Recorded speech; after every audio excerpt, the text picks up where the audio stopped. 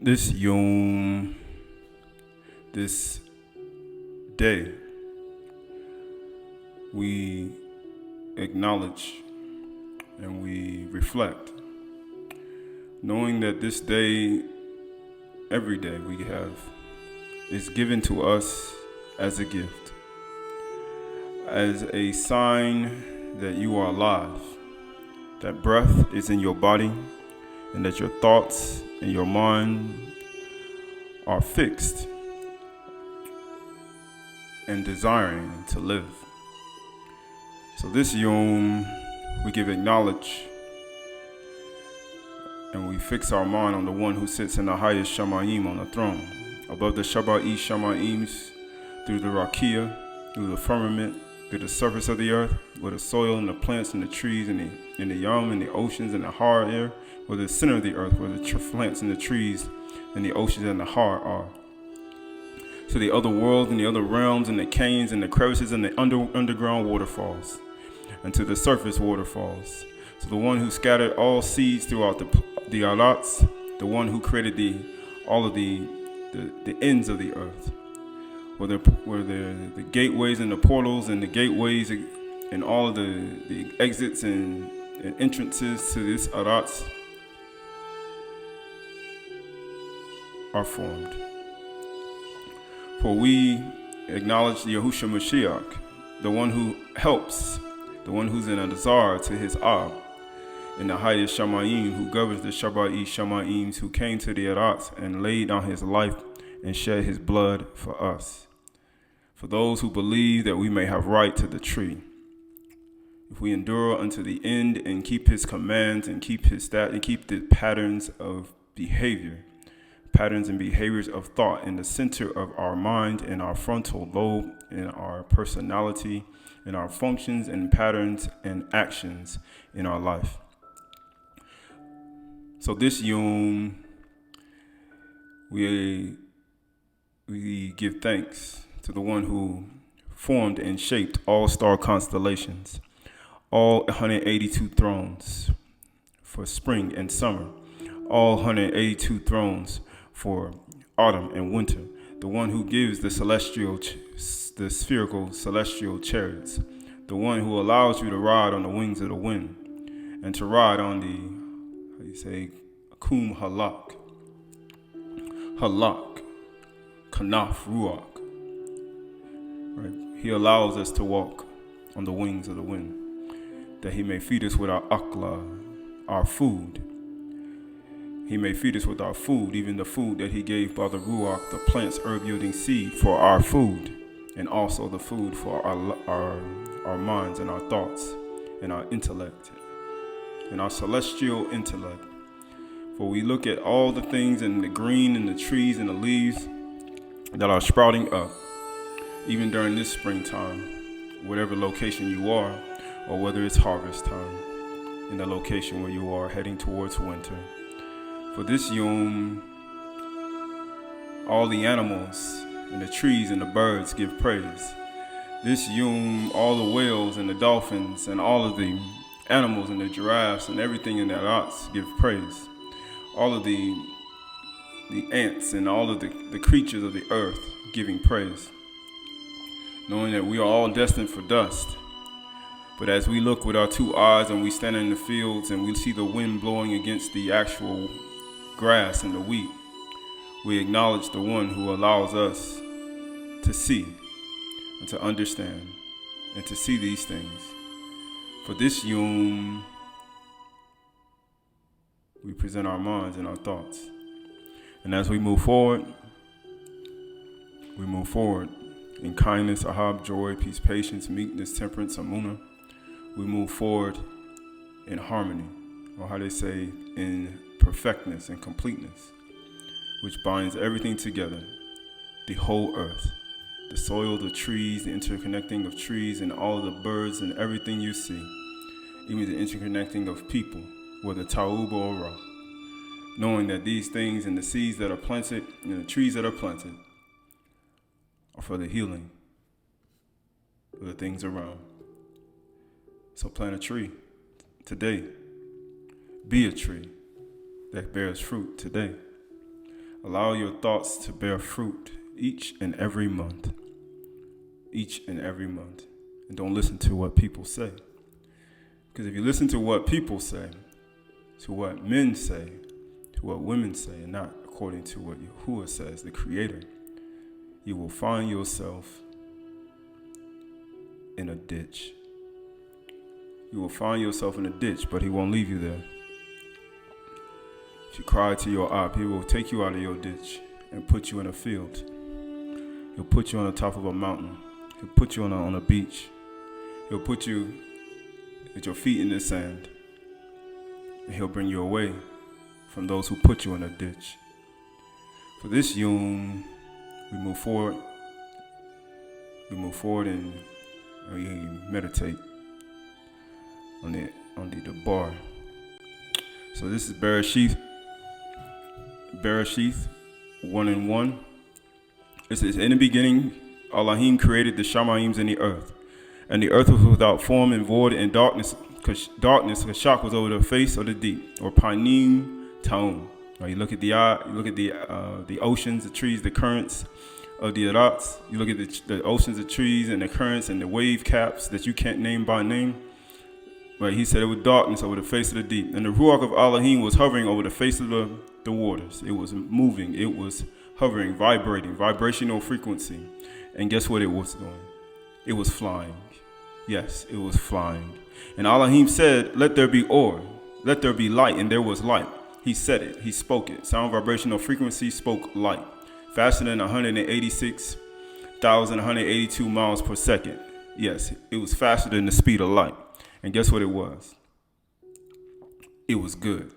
Verse 4 says, and Elohim saw that the light, the or, that it was good. And Elohim separated the light from the darkness. He separated or from darkness, from shock. Just like he does today with people. Separates light from dark. And Elohim called the light or Yum, and the darkness he called night. And there was evening and there was morning, Akkad Yum. There was Areb and Bakur, Akkad Yum. Right? So, you got the house, you got the bith right here, as we spoke about before. The house, Rashith, the beginning, created of the Elohims. At and the Shamayims. At and the Haradats, right? You got the earth, the Shamayims and the earth. Right? We know that there's Shabat Shamayim, there's 7 Shamayims, there's 7 heavens, and we have Bara Elohim, right? The Rashith, the beginning of the creation of the Elohims, of the gods and the goddesses and the judges and the rulers. The beginning. Is it not written in your Torah, I said you were Elohim? And if he called you an Elohim, Yahuwah called you an Elohim, and whom the word of Yahuwah came, he said the scripture, how you say the Torah cannot even be changed. But yet man changes today. People change it today. These ministers, these pastors, these evangelists over the past 50 years, over 100 years, 1,000 years changed it. Why? Because they need recognition for their own life that they claim that they built for themselves. Or built for others, but they built it from themselves. Right? But we look at these things that Yahuwah building his house, and he built it on this whole Adas, from the whole earth. Not from a small building in a corner street. Right? And you see right here, and it says, right here we got Ruach Elohim Marakaf Al Panim Hamayim, right? The Ruach was moving upon the face of the waters. And Amar, or Amer, right? Amar, right? Elohim, because we know Amar, his utterance, his speech is what? His utterance, his speech, his promise. This is his promise. Amar, Elohim, the God, or Haya, right? That's his promise. Light existed and light came to be. That is his promise. Right? What Uyara Elohim at, and they say right here, Haor Ki Taud, right? It's good. Ubadal Elohim Bain, in between light, Bain, and Kashak, darkness, Kashak, right? Ukira Elohim Laor Yum La Kashak Kura Layla Yum. You got Haya Areb. Right? Uhaya Bakur, Yum Abyd. The first day. First day. First day. Like we acknowledge this day as a day in between the suns as waving the sheaf. And he's supposed to bring it to the Kahan before and wave the sheaf. Right? We see yesterday evening, or yesterday going toward the evening, was the start of waving the sheaf. And today is where, if you haven't waved the sheaf, or you haven't waved your sheaf, well, this will begin your count to the, the Feast of Weeks. And this is Akad Yum. According to a 364-day cycle, this is Akad Yum. And moving on to the seventh day. Right, this is Mashalih 4 and 7. Bereshith, the beginning of wisdom, right? Because we know that it's Akad Yum. He said, Yum Abyd. It went from the seventh day to Yum Abyd. And what does that represent? The first day of creation. The first day of your count towards Chag Shavuot, Feast of Weeks. And this is Mashalih 4 and 7. The beginning of wisdom is this. Get Kukma, wisdom, and all you get insight. Get all this wisdom, but get insight as well. Rashith, right? You go down here, you got Ubakal, you got Kina, Biyah, right? Get understanding. All you're getting, get understanding. The beginning of wisdom, or Kukma, is this. Kuna, get Kukma, right? Ubakal, you get, right? Get understanding. Get wisdom, right? This is Bereshith 1, 28 through 31. And Elohim, and Yahuwah Elohim barak them. Well, it says Bereshith 1, 28 through 31. And Yahuwah Elohim barak them, and Yahuwah said to them, be fruitful and multiply and fill the earth. He's talking to man and woman, Ish and Isha. He's talking about to Adam. Right? Those who created in his image. He said, be fruitful and multiply, or rabah and malay dirat, and subdue it, and have dominion over the fish of the sea, over the birds of the shamayim, and over every living thing that moves on the earth. So you're supposed to have dominion. Right? He didn't tell people to rule over and oppress birds and trees, or oppress birds, right? And the fish of the sea, and the shamayim, the cattle, and over all the earth. He didn't tell you to do that. He told you to take care of them. Tell you to rule, right?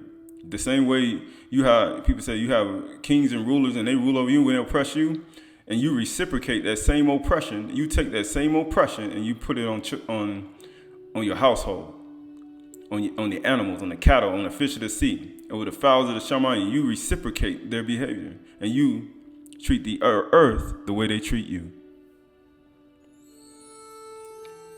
right? And it says, you have to do it and dominion over the fish of the sea, over the birds of the shamayim, and over every living thing that moves on the earth. And Yahuwah Elohim said, behold, I have given you every plant yielding seed that is on the face of the arats, and every tree with seed in its fruit. You shall have them for food. So every plant and fruit bearing seed, you shall have them for food. So what are you eating? He said, it is not written in your Elohim, your law, you are Torah, you are Elohim. And it also tells you what you're supposed to eat. This before anybody came into the beat. This before I was born. This before anybody was born. And it says, in every beast of the earth, and to every bird of the shamayim, and to everything that creeps on the earth, to everything that has breath of life, I have given every green plant for food. That's every animal on the planet. That's on the surface of the earth. If you're on the earth, and if that creature is walking on the earth, he's supposed to be eating plants. But why ain't eating plants? Because man ain't tilling the ground. Man ain't planting no food for no animals. He's supposed to take care of everybody. But guess what? It says, I have given every plant for food. So he giving the animals the same way. And it was so. And guess what? And Yahuwah Elohim saw everything that he had made. So Yahuwah made this. So if Yahuwah made it, so why are you letting somebody make you some other way? Why you letting some human convince you to go some other way when Yahuwah already said, this is what I made? So why are you letting somebody else convince you of that? Why are you listening to the naysayers? Why are you listening to the person trying to convince you of his belief when Yahuwah already said, this is how I made it? And Elohim saw that everything that he had made, and behold, it was very good. And there was evening, a Reb, and there was Bakur, the 6th Yum, Shishiyum. This is how he made it. Which one are you going to go with? You're going to stick with this, or you're going to go with somebody else? Another human. Right? The word for plant is asheb, ayin, shin, and ba'ith. Asheb, green plants, herbs. You ever ate herbs before? You ever ate green plants? You ever ate wheat and barley and they say it's grass here, but we're talking about things that grow from the ground, right? Radishes and nebula carrots, or black carrots, or radishes, or spinach, cilantro, mangoes. You ever ate any of those things, right? We're talking about things you can eat, plants, right? We're talking about things that grow from the ground, that give you life, that you have to depend on Yahuwah to send rains for it to grow. You say, what? Why? Because if you depend on him to send rain to grow, then guess what happens? You're totally dependent on him. Because he feeds the animals, he feeds the birds, the trees, the animals, and all these things with water and the sun and the soil. So what make you think he won't feed you? If you do the same thing he said that he made, and it was very good. Mayo tell. Right? So it says green grass, right? So the word for seed is to sow. It means, the word for seed is zarah. Zarah means to scatter seed, to sow, to producing yielding seed, to be sown, to become pregnant, just like a woman getting pregnant. To be sown, produce seed, right? You got fruit, plant, sowing time, right? We're in sowing time. You're supposed to be sowing seed. Harvest is coming up. You're missing, how you say, you got to get to work. You got to start sowing seed, whether it's with the bar, the Turah, or with natural seeds to produce some food for your household, for yourself, for your family, right? Man, woman, it doesn't matter. Children, for your mother and father. Why? Because these are the things that you're supposed to be doing. See, in times past, this is what they call marriage material. Planting seeds, harvesting, planting, carrying buckets, watering plants, taking care of animals, gathering in wheat, sifting, cooking, cleaning, washing animals, taking care of things, taking care of the garden. Nobody had time for the things that people have time for today. Podcasts and all these things. Yeah, I'm talking on this PowerPoint because this is a tool. But when I get off this PowerPoint, I'm not looking to stay on it because I'm not a digital mind, right? I'm more with the natural environment. But we look at Zarah, seeds, is what? Figurative, plant, sowing seed, sowing seed, semen, right? Semen, right? All these are all aspects of seed and plant. He said, I'm giving you all these seeds, every plant using seed for food and fruit plant. What type of fruits are you eating? What type of fruits are you consuming? Are you consuming them every day? Are you eating cooked food every single day? Are you consuming these things? Because all these things correlate to how he made you. And it fixes with your body, right? Is it not written in your law? It says you're Elohim. The word for meat is akla. We ain't talking about meat from the meat locker or meat from the meat rack at the store. Everybody has a choice, right? My choice is not to. I used to, right? I used to eat, things that were, it wasn't all frequent. I didn't eat it in excess, but still. I used to, but I don't know more. Practice makes improvement. I don't know more. But it says word for food is meat. Well, word for food or meat is akla. So okla, right?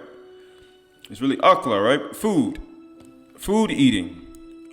Object devouring, consuming, right? Akla. Wild beasts eat plants. That's why how Yahuwah made it. Your dog's supposed to be eating plants. The groundhog in the backyard supposed to be eating plants. The deer eats plants. Right? You see these cats running around eating all these things because you ain't putting no plants in the ground. So they gotta go up the next food chain. They gotta eat other things. They gotta consume other things. Why? Because of Adam. Not only when Adam fell, he messed up the soil and all of the whole Aydah. He messed up even the animals. And the teeth was set on edge, right? Just like it is today. Food, consume, devour, food. But if people change their heart and start feeding these animals plants, right? It's just like a child. Who taught the animals to eat this stuff? Humans did. Right? Food, consume, right? Your ukla is every plant and herb, green grass and fruits. That's your food. You're supposed to have them for food. The potato, the purple potato. Right? All these are all food. This is EU 12:7. But ask the beasts, and they will teach you. Why? Because they're supposed to be eating. What are the beasts? Of course, EU went through a trial in this situation, but we start looking at beasts. What do you mean the behemoth? The things that he created. He gave you authority over these things.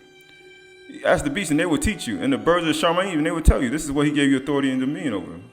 They'll tell you, go touch a beast. Go touch a horse. Go touch a rhino. Go touch an animal.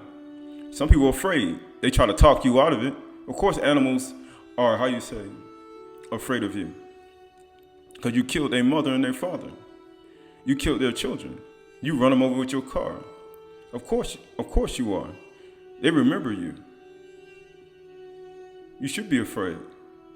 Animals are afraid of us. Matter of fact, who told you to do that? Who told you to do that? Your pastor told you to do that? Your teacher told you to do that? Then understand that your pastor and your teacher told you to do that. Guess what? It's a teacher of some Jaza or Asba'al or Azazel. Yeah, they follow the teachings. They got the seeds of Azazel in their mind. They got the seeds of some Jaza and Penuel. Right? Their seats of appetites are messed up. Right? But it says, and birds of Shamayim, and they will teach you. And the bushes of the earth, and they will teach you. And the fish of the sea, and they will declare to you. Why? Because all these things Yahuwah made, and he gave you authority and dominion over them. Who among all these does not know that the hand of Yahuwah has done this? Look at Yahuwah does everything. He creates the evil and the good. He creates peace. He wounds, he kills, he makes alive. He removes people from the earth. He removes animals from the earth. He removes people. He moves thoughts. He takes people away. Yahuwah done this. Just like he do things to you. Just like he did to EU. Just like he did to everybody else. When you go through things, just know Yahuwah did it. He says, in his hand is the life of every living thing and the breath of all mankind. So everything has in his hand. Have the breath. You have the breath and the shama. Anything in ruach inside of you, it's all in Yahuwah's hands. Because you connected to him.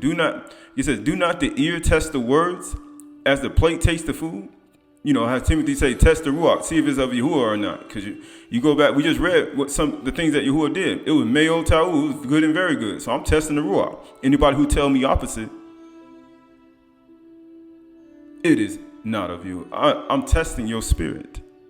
Because Yahushua done died and rose and ascended. I'm testing it. I'm testing it by what I hear. My ear tastes the word. I'm testing your words.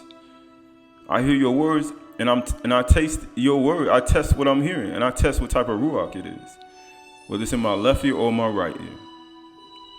Right? And it says, as the plate tastes the food, don't you know you taste everything when you hear something? Right? You listen to songs of fornication, adultery, lying, incest, all types of violence and hatred and envy and destruction. Guess what you're gonna do?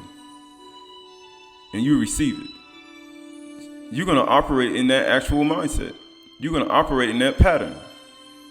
Right? If you listen to somebody with sexual slurs and all types of things in your mind, you watch all types of things on your computer, pornography, pornea, you fill your mind with these things, and guess what's going to happen? You tasting that stuff, and you eating it. And guess what happens? Your mind gets corrupted. Your mind gets filled with seeds and demonic thoughts. And they give birth to other things. They give birth to behaviors and violence. They give birth to hatred.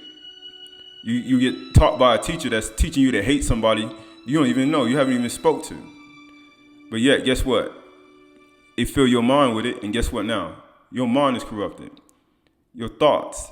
You listen to things on television, on computers, and they teach you things that you should not know. Right? And now your mind is filled with these things. You've tasted these things. It says wisdom is with the age, and understanding with the length of days. So you look at the age and length of days. That's how it should be. That's how it should be. Right? It's a rarity. And most of the time when you find the wisdom of the age and the understanding, you're not going to find them in the city. You're not going to find them in the middle of the city. You're going to find them in the middle of a field or on a mountain.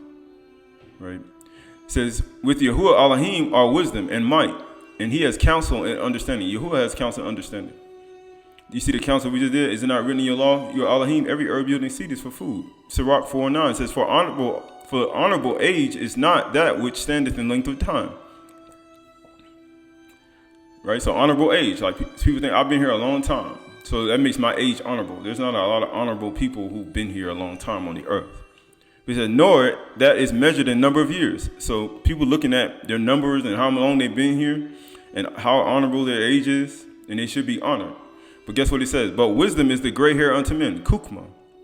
With all your wisdom, get understanding, get insight. Wisdom. Kukma. But wisdom is the gray hair unto men. And the unspotted life is old age. An unspotted life is old age. Keeping oneself unspotted from the world. Unspotted life. Wisdom is the gray hair unto men. Wisdom. Right. This is wisdom of Shaloma, ODE 8. Hear the word of truth and receive the knowledge of Yahuwah. So, you heard that. Can you receive that? Can you receive it in your thought process? Can you allow the seed to be planted and allow it to radiate in your life? Right? Today is the day you can go hike a mountain. Today is the day you go run in the field. Today is the day you can go outside and smell the air. Today is the day you can go and plant to allow yourself to be immersed in the natural environment. Today is the day. You don't have to sit inside of a four-walled building. Right? Hear the word of truth and receive the knowledge of Yahuwah. Your flesh may not understand what I'm about to say to you, nor your garments, that which I'm about to declare to you. Anything you got on your outward man and your flesh, you see in the mirror. It don't matter how much lotion you put on all these things. It ain't going to work. Right? We're talking about what's your inward man going to do. Your inward man determines how young you look. Your inward man determines how clear your mind is. Your inward man determines your energy. Your inward man determines your cognitive reasoning skills and your precognition and your clairvoyance. Your inward man determines how high your thoughts will ride on the wings of the wind. Not your flesh and not your garments. And it says, keep my mystery, you who are kept by it. And keep my amunah, you who are kept by it. So amunah, belief. Those who walk by belief. The word, he says, amunah comes by hearing. Hearing somebody speak to the bar, hearing Yahuwah, you praying to Yahuwah, and Yahuwah speak to you to do something like he spoke to Dawood, like he spoke to Abraham, like he spoke to Deborah, like he spoke to Huda, like he spoke to Maureen, when the Ruach came upon her in her father's house and told her that he was going to have a son. He spoke to Ruach, move upon a lot of people. Right? Male and female, because he made it them male and female. And he breathed into their nostrils the Af. And guess what it did? It made him a living creature, male and female. Male Zakar, female Nakabah. And it says, understand my knowledge, you who know me in truth. Love me with affection, you who love. You who ahab, you who love. For I turn not my face from my own. because I know them. He said, love me with affection, you who love. Do you have ahab? Do you have love for Yahuwah? Do you have love for his word? Do you have love for his Torah, his commands? Do you have love for his righteous behavior? Do you have love for the people of the earth? Do you have love for animals? Do you have love for creatures? Do you have love for the plants, the soil? Do you have love for that? Do you have ahab for your fellow man? Do you show kindness to the grateful and ungrateful? Do you have truth in your mind and your heart? He's talking to you. For I turn not my face from my own because I know them. He ain't gonna turn his face from his own. And before they had existed, before the earth even was, before you even came out the matrix, out of a portal into this world, and before they had existed, I recognized them and imprinted a seal on their faces. He imprinted the seal right on your face, in your center of your mind, in your frontal lobe, in your center of your mind, your personality. He said, and before they had existed, I recognized them and imprinted a seal on their faces. I fashioned their members in my own breast. I prepared for them. He prepared his own breast. Like a mother nursing a child. What mother forgets her child? He said, they may forget, but Yahuwah will never turn his face on them. He'll never forget his sucking child. He prepared his breast for them, just like a mother, kudash milk.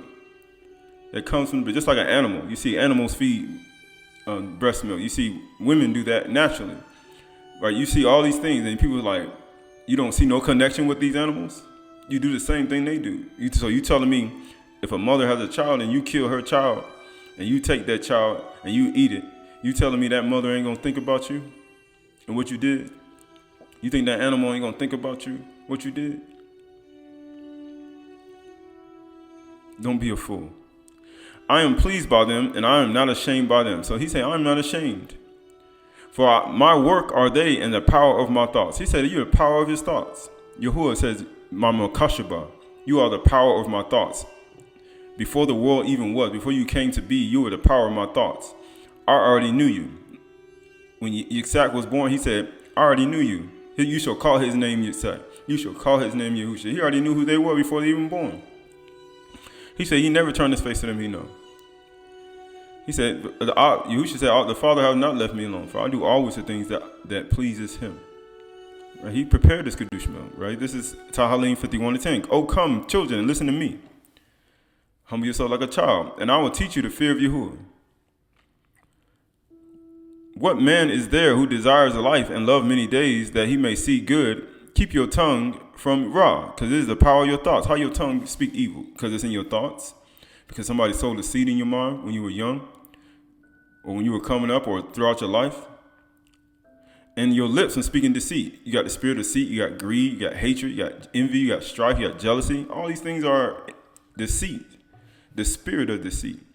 Turn away from Ra and do good. Turn away from evil and do good. Ra. Why? Because he made the world male ta'ud, good and very good.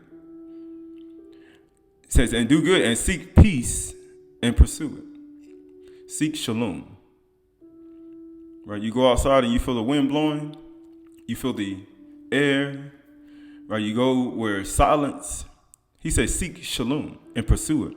Guess what he says? The eyes of Yahuwah are toward the righteous. He's looking toward you. He's looking at you. He never turns his face on them. He knows. The eyes of Yahuwah are toward the righteous. It's just like you look at a man looking at a woman from afar, just staring at her. It's toward you. A righteous woman. Because if you're a righteous woman, he's going to look at you, I say from afar. He said it's toward the righteous. Just like any other thing you see in the world. Right? It's toward the righteous. The eyes of Yahuwah are toward the righteous. When you walk in the forest and you see an animal look at you, and it's just staring at you. Right?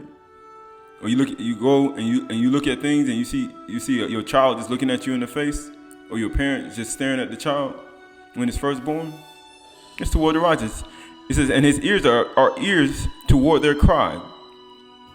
Just like a child when it cries. When children cry, what happens? No matter what the child is, if it's in the field, if it's upstairs, downstairs, if it's across the way, if you call them on the phone, the child cries, you running to help the child. You're running to help him, right? You're running to move toward to help. Aleph Kaf 1, 2, and 2. Like newborn infants, Long for the pure spiritual milk. Long for it. What child, if a child don't drink, what happens? The child dies. Unless Yahuwah come to destroy the earth in 40 days. But that child gonna die. It's gonna get real lean. It says, like newborn infants, long for the pure spiritual milk, that by it you may grow up into salvation. Just like a plant, you plant a seed and it grows up toward the sun. If you ain't growing, if the tree ain't growing, it's dying. You got to grow up. You got to grow up into salvation. You got to grow up. Just like a child goes from a seed into an egg, into the womb, then it comes out the womb, then it gets nourished, and it goes up even more. It shapeshifts. 22, then it shapeshifts again, right? At 42, she keeps shapeshifting all the way up until it's fully grown. You got to be like that tree. The tree has to grow. It has to reach for the sun. You have to reach. When the rain and the snow come, what tree don't grow? Shoot, even the evil trees grow. Even the invasive species grow. Everything grows. So if your tree ain't growing in the rain, you might want to check the soil and where you plant it. Right? Like newborn infants long for the pure spiritual milk, that by it you may grow up into salvation. Indeed, if you have tasted that Yahuwah is good. So you taste the pure spiritual milk like a tree tastes water. Like it tastes the water from the Shamayim. Like it tastes all these things. So you actually don't believe that? You have to grow up. You can't stay the same way. Right? Water is water, right? A little water. Tahalim 1:11 and 2. Great are the works of Yahuwah. Study. That's like your water. By all who delight in them.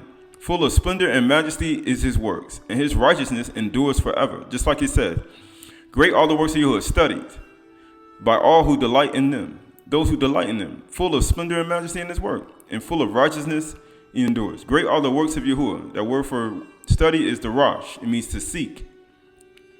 Great are the works of Yahuwah, sought with care. Great are the works of Yahuwah, those who pray. So if you don't like somebody praying and worshiping Yahuwah, then you might want to take it up with Yahuwah. Great are the works of Yahuwah, worship. So if you don't like nobody worshiping, you want to get all mad. Somebody going on a prayer walk, somebody doing these things, you all mad and upset. You might want to check your envy and jealousy in your heart. Why? Because you ain't walking that way. So guess what? You must get a problem with my mother and father who got the breast milk. How you say? Kudash milk. That one is longing and growing up, right? Great are the works of Yahuwah, practice. He practices every day, studies, every day, follow, right? Application, seek with application, right? To seek, right? To allow oneself, right? To tread, be frequent. Great are the works of Yahuwah, right? These are the things that one does. Study by all those who delight in it. You know why people try to divert you from these things? Because everybody in some kind of competition. Everybody in some type of rivalry. These are all works of the flesh. Your flesh ain't going to understand what I'm saying to you. This ain't about nobody else. It's about you. You, the individual person, not about nobody else. No matter what anybody says. No matter what any human says. No matter how much land he has. No matter how many businesses he got. No matter how much gold and silver he got. No matter how much money he got. He or she. No matter how successful they are. Right? No matter how many buildings they got, ministries they got, don't matter what they have, how places they travel, people they go, it doesn't matter what they have. It don't matter how many times they spoke and you never spoke. It don't matter. Great are the works of Yahuwah, studied by all those who delight in him. Great. It is written. You don't got to listen to nobody tell you opposite. You just do what Yahuwah says.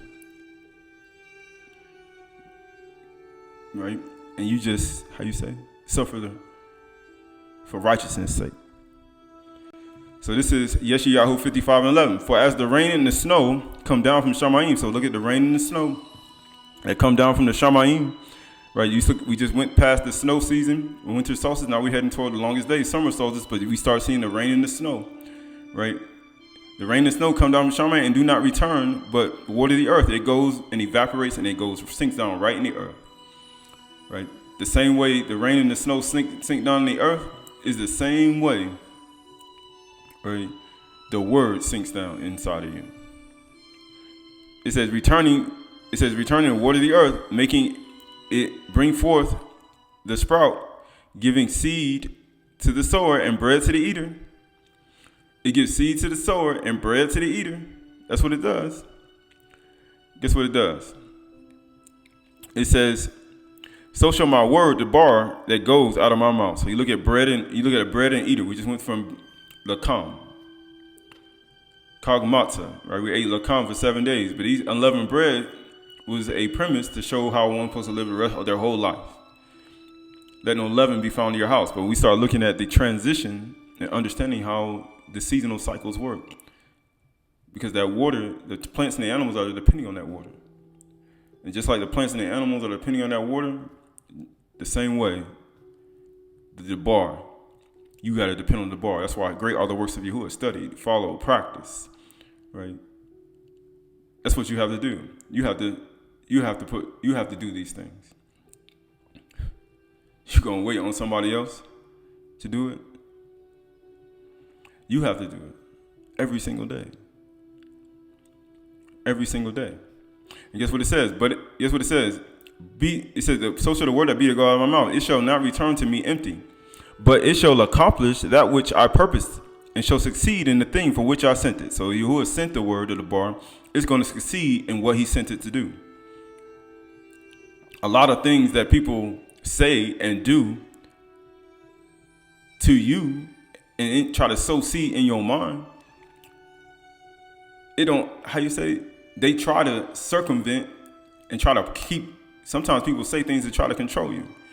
I remember a situation, people try to use tragedy that happened in my life to try to use it to control me. Kept trying to put me in that mindset, kept mentioning it, kept talking about it, kept trying to water the seed in my mind to try to control me.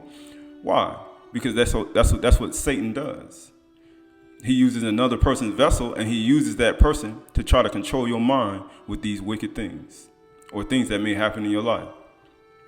That's what he does. And guess what happened? These things became a part of me. How you say? But then when you break free, then you understand why are these things being said. It's because it's just like Yahuwah said, I'm going to blot out all memories from my mind. The memory. I'm going to cut off the memory of them from the earth. And that's how you got to do with your mind. You have to forget about it. And that's how you move forward. But when people don't want you to move forward, how you say it?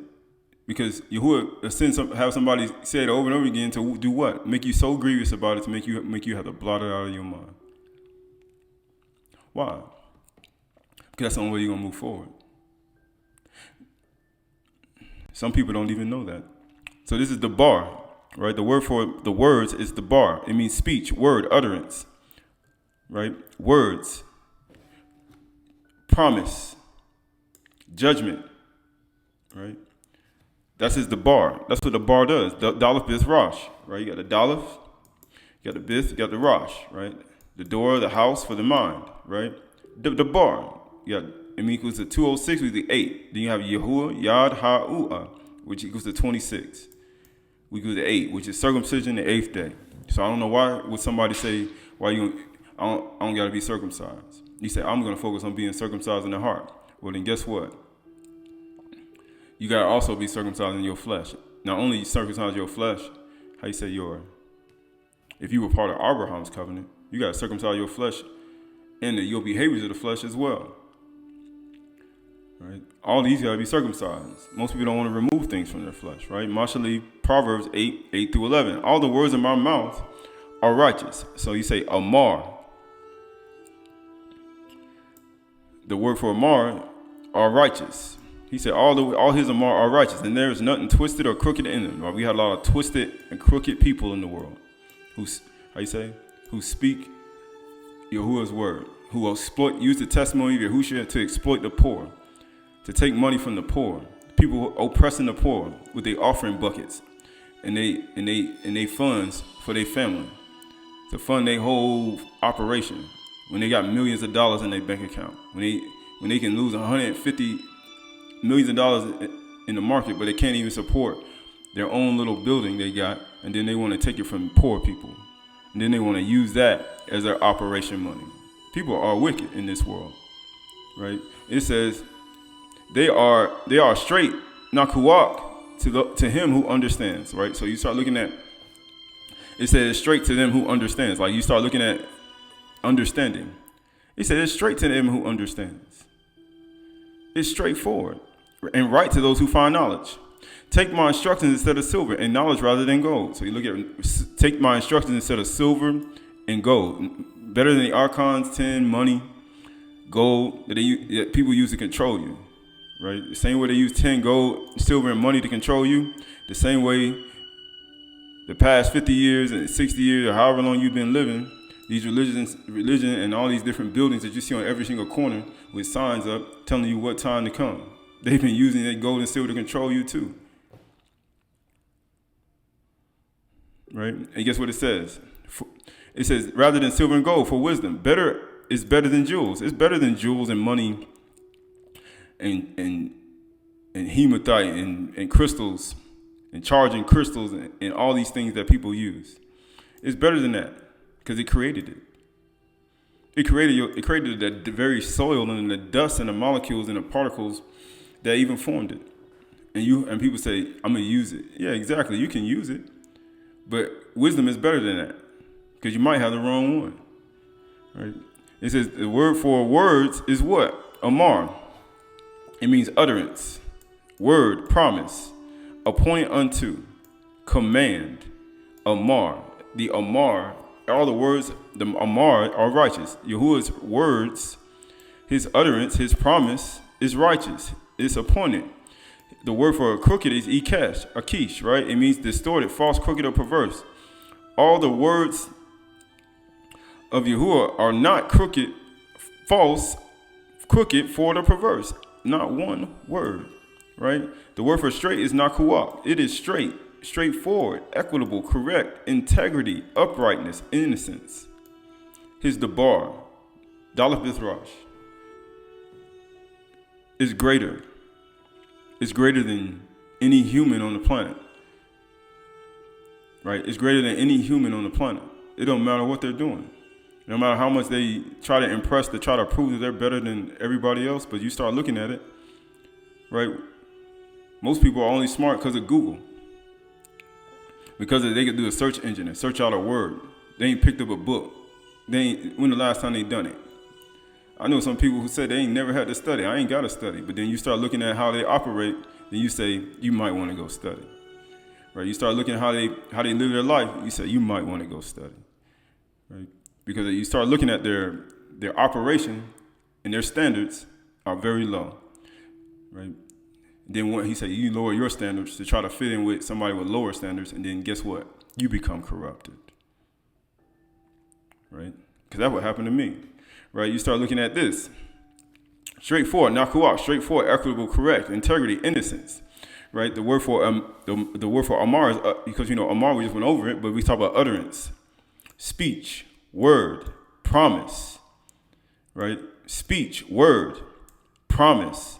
Right? You add up Amer is Aleph, Meme, Rosh, which is what? 142, 200. Because 241 equals to 7. Right? Look at the seventh day, look at Shabat. Right? Just like it was previously yesterday, when you move towards today, it was a Kadiyum. When we look at it, that was a Shabbat, right? But we start looking at the pattern, his Amar, his promise. The seventh day is his promise. It is his utterance. It's his word. It's his speech. It is his promise. Right? Yukanah 1:1. In the beginning was the bar, the promise, and the promise was with Yahuwah, and the promise was Yahuwah, and he was in the beginning with Elohim, and all things were made through him, and without him was not anything made that was made, and anything that was formed was not made until he spoke to the bar. The sound, vibration, of frequency, the power of his thoughts came out into the world and formed everything. The ore shined. In him was life, and the life was the light of men. The light shines in darkness. The ore shines in darkness. Just like light shines in the dark world, it shines in darkness. Right? You look at all the different lights in the world. The ore shines in darkness. You even have a blinking light that flashes in the sky on a plane. right? You have blinking lights. You have flashing lights that shine like beryl and topaz and flashes on and off. Even as the light that shined in between children Yashua and Pharaoh in the sky. Right? You start looking at the oil-like frequencies of a firefly. When it flies and an electrical impulse comes from his thought process down to his tail, and it lights up the sky. It lights up the sky, faint sparkle. And it says, it was made, in him was life, and the life was a light of men. In him was Or, and the light inside was the life of men. Life of the Allahims. Life of the Allahims. Is it not written in your Torah? I said you are Allahim. He says the light shines in darkness, and the darkness does not overcome it. Just like an ore shines. There's no way you can overcome. Darkness can overcome ore. The only thing darkness is going to do is run. It's going to have to run. It's going to have to leave. You hate the ore. You hate light. You hate when you wanted somebody to die or to quit or to quit on life, and they still shining and they still going, and you can't do nothing about it. You hate it. You hate the ore. You hate every word that he speaks. How you say? You hate it. You hate every single ore that she speaks. You hate it because even her very lifestyle shows that you could not stop. They hate it. They hate when you continue to ore and have light when they wanted you to fall and not live. They hated it. But yet you're still here. They hated it. Right? Mashleaf 24:3-5. By Kukma, a house is built. By wisdom, a house is built. The house, the beginning of creation of Elohim. That's why we know how you know wisdom made the earth. Yahuwah did it by the power of his thoughts. And by understanding it is established. By understanding, that means to depart from evil. So his understanding is established. To get all evil raw out of it. That's how you get a house established. By getting the evil out of it. You can't get established until you get the evil out your heart. You get the evil out your mind. You get the evil out of your house. Whether naturally earthly or spirit or unseen. You gotta get the evil out your heart. You gotta get the hatred out your heart. You gotta get the jealousy and envy out your heart. You gotta transform your thoughts. You gotta shana. You gotta change in a moment, in a twinkling of an eye. Because today you can change right now. Right? It says, by knowledge the rooms are filled. By knowledge the rooms are filled. They are filled from the bottom. You ever had a mansion? Yeah. Get in a mansion and you see how big that house is, and you have furniture.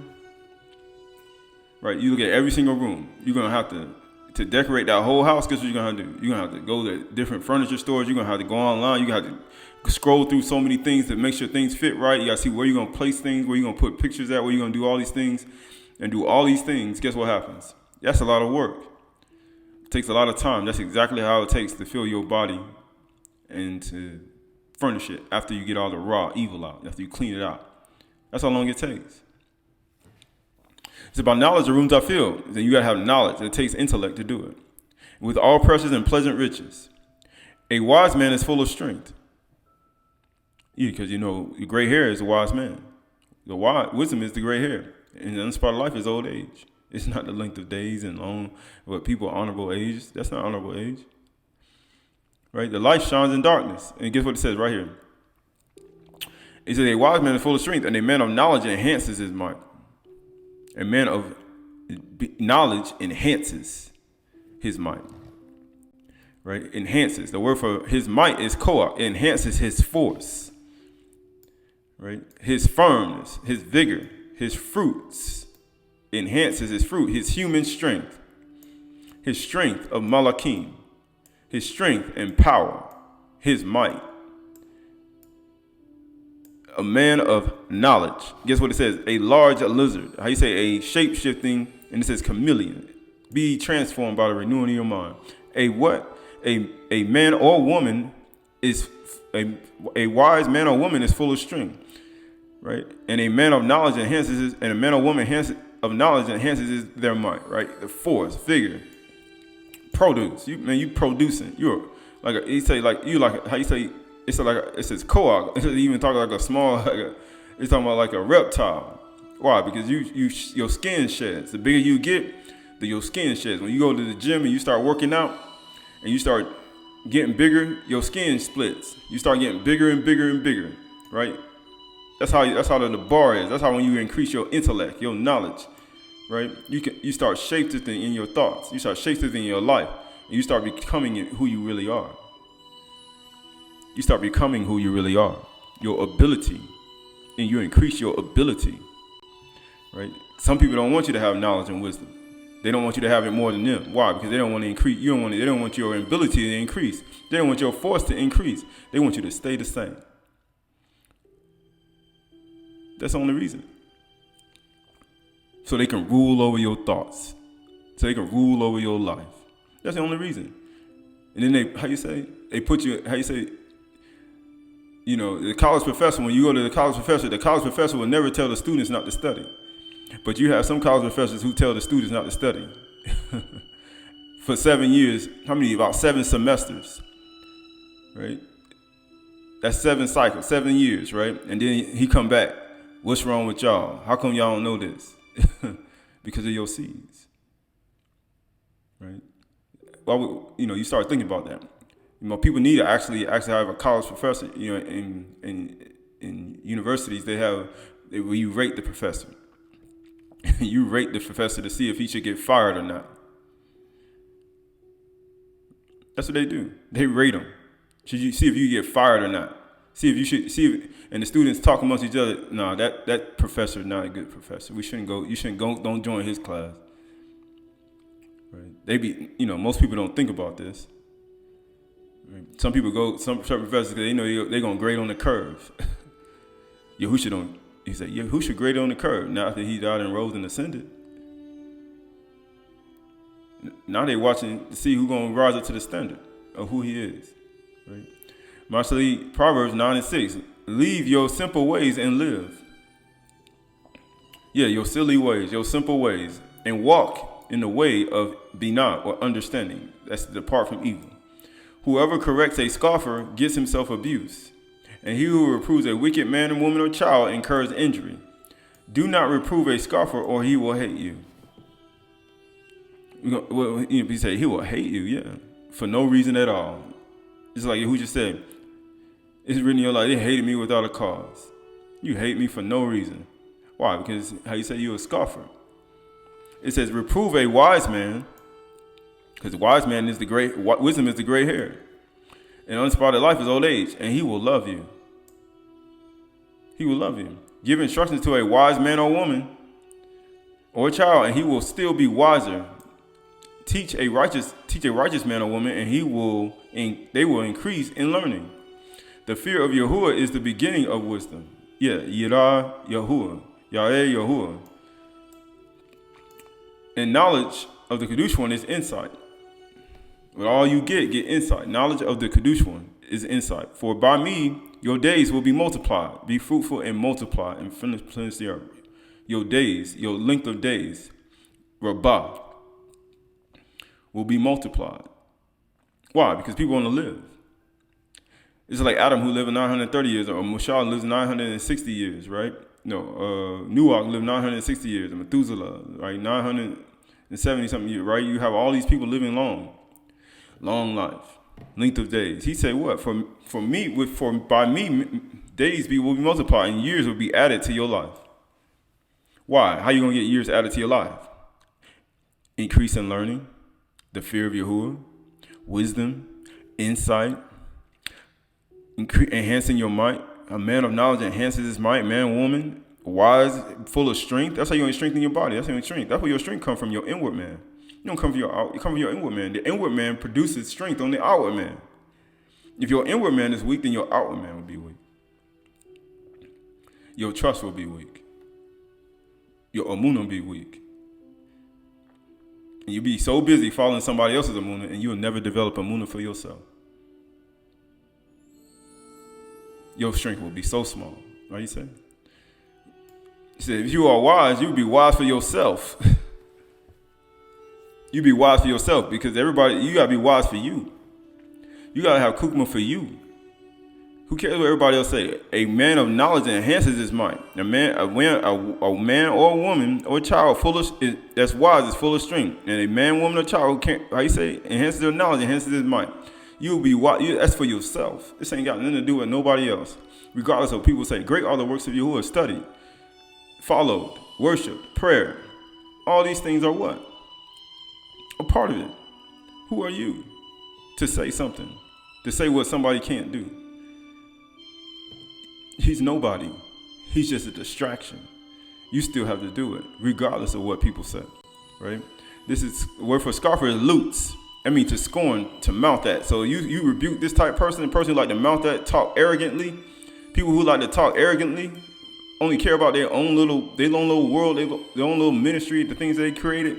They talk arrogantly, they mouth at, they scorn, they deride, they mock. Right? You start rebuking these people, they're gonna hate you.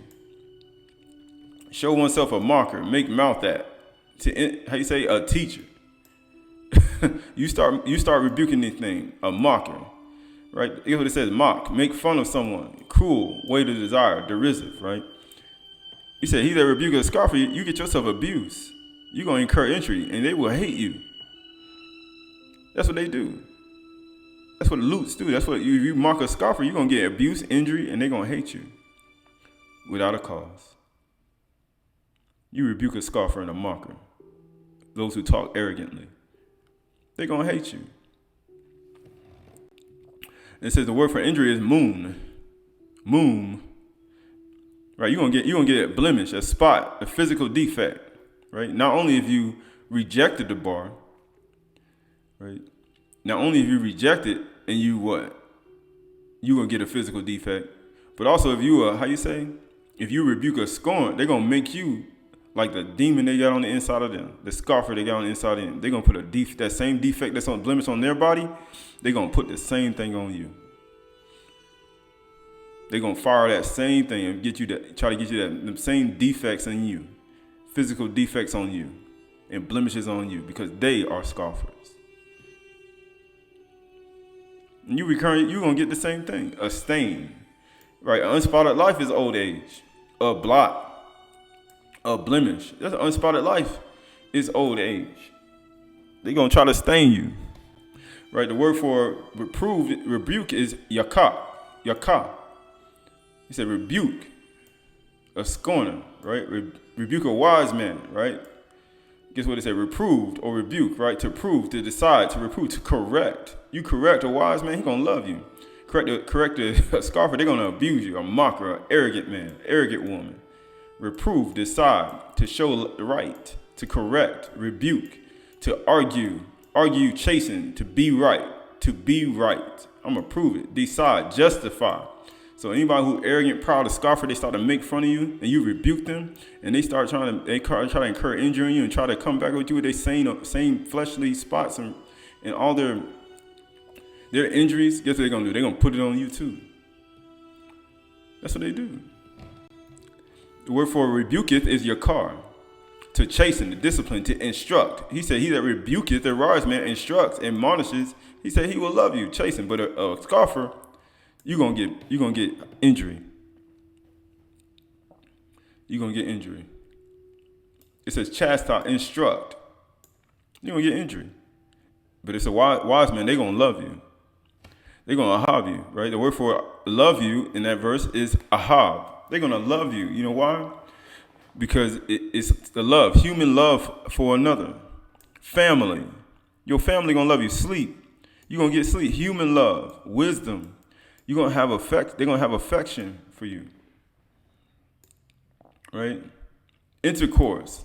They're going to have affection. Most people don't even see that. It's affection. You're going to have affection for you, right?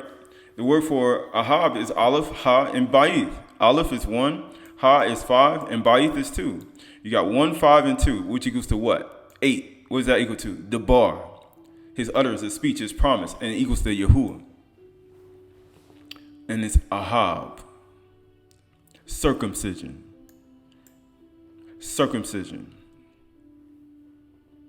Of heart and flesh. Inward man and flesh. Circumcision.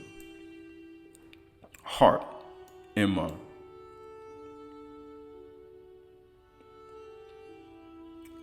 circumcision, 8th day.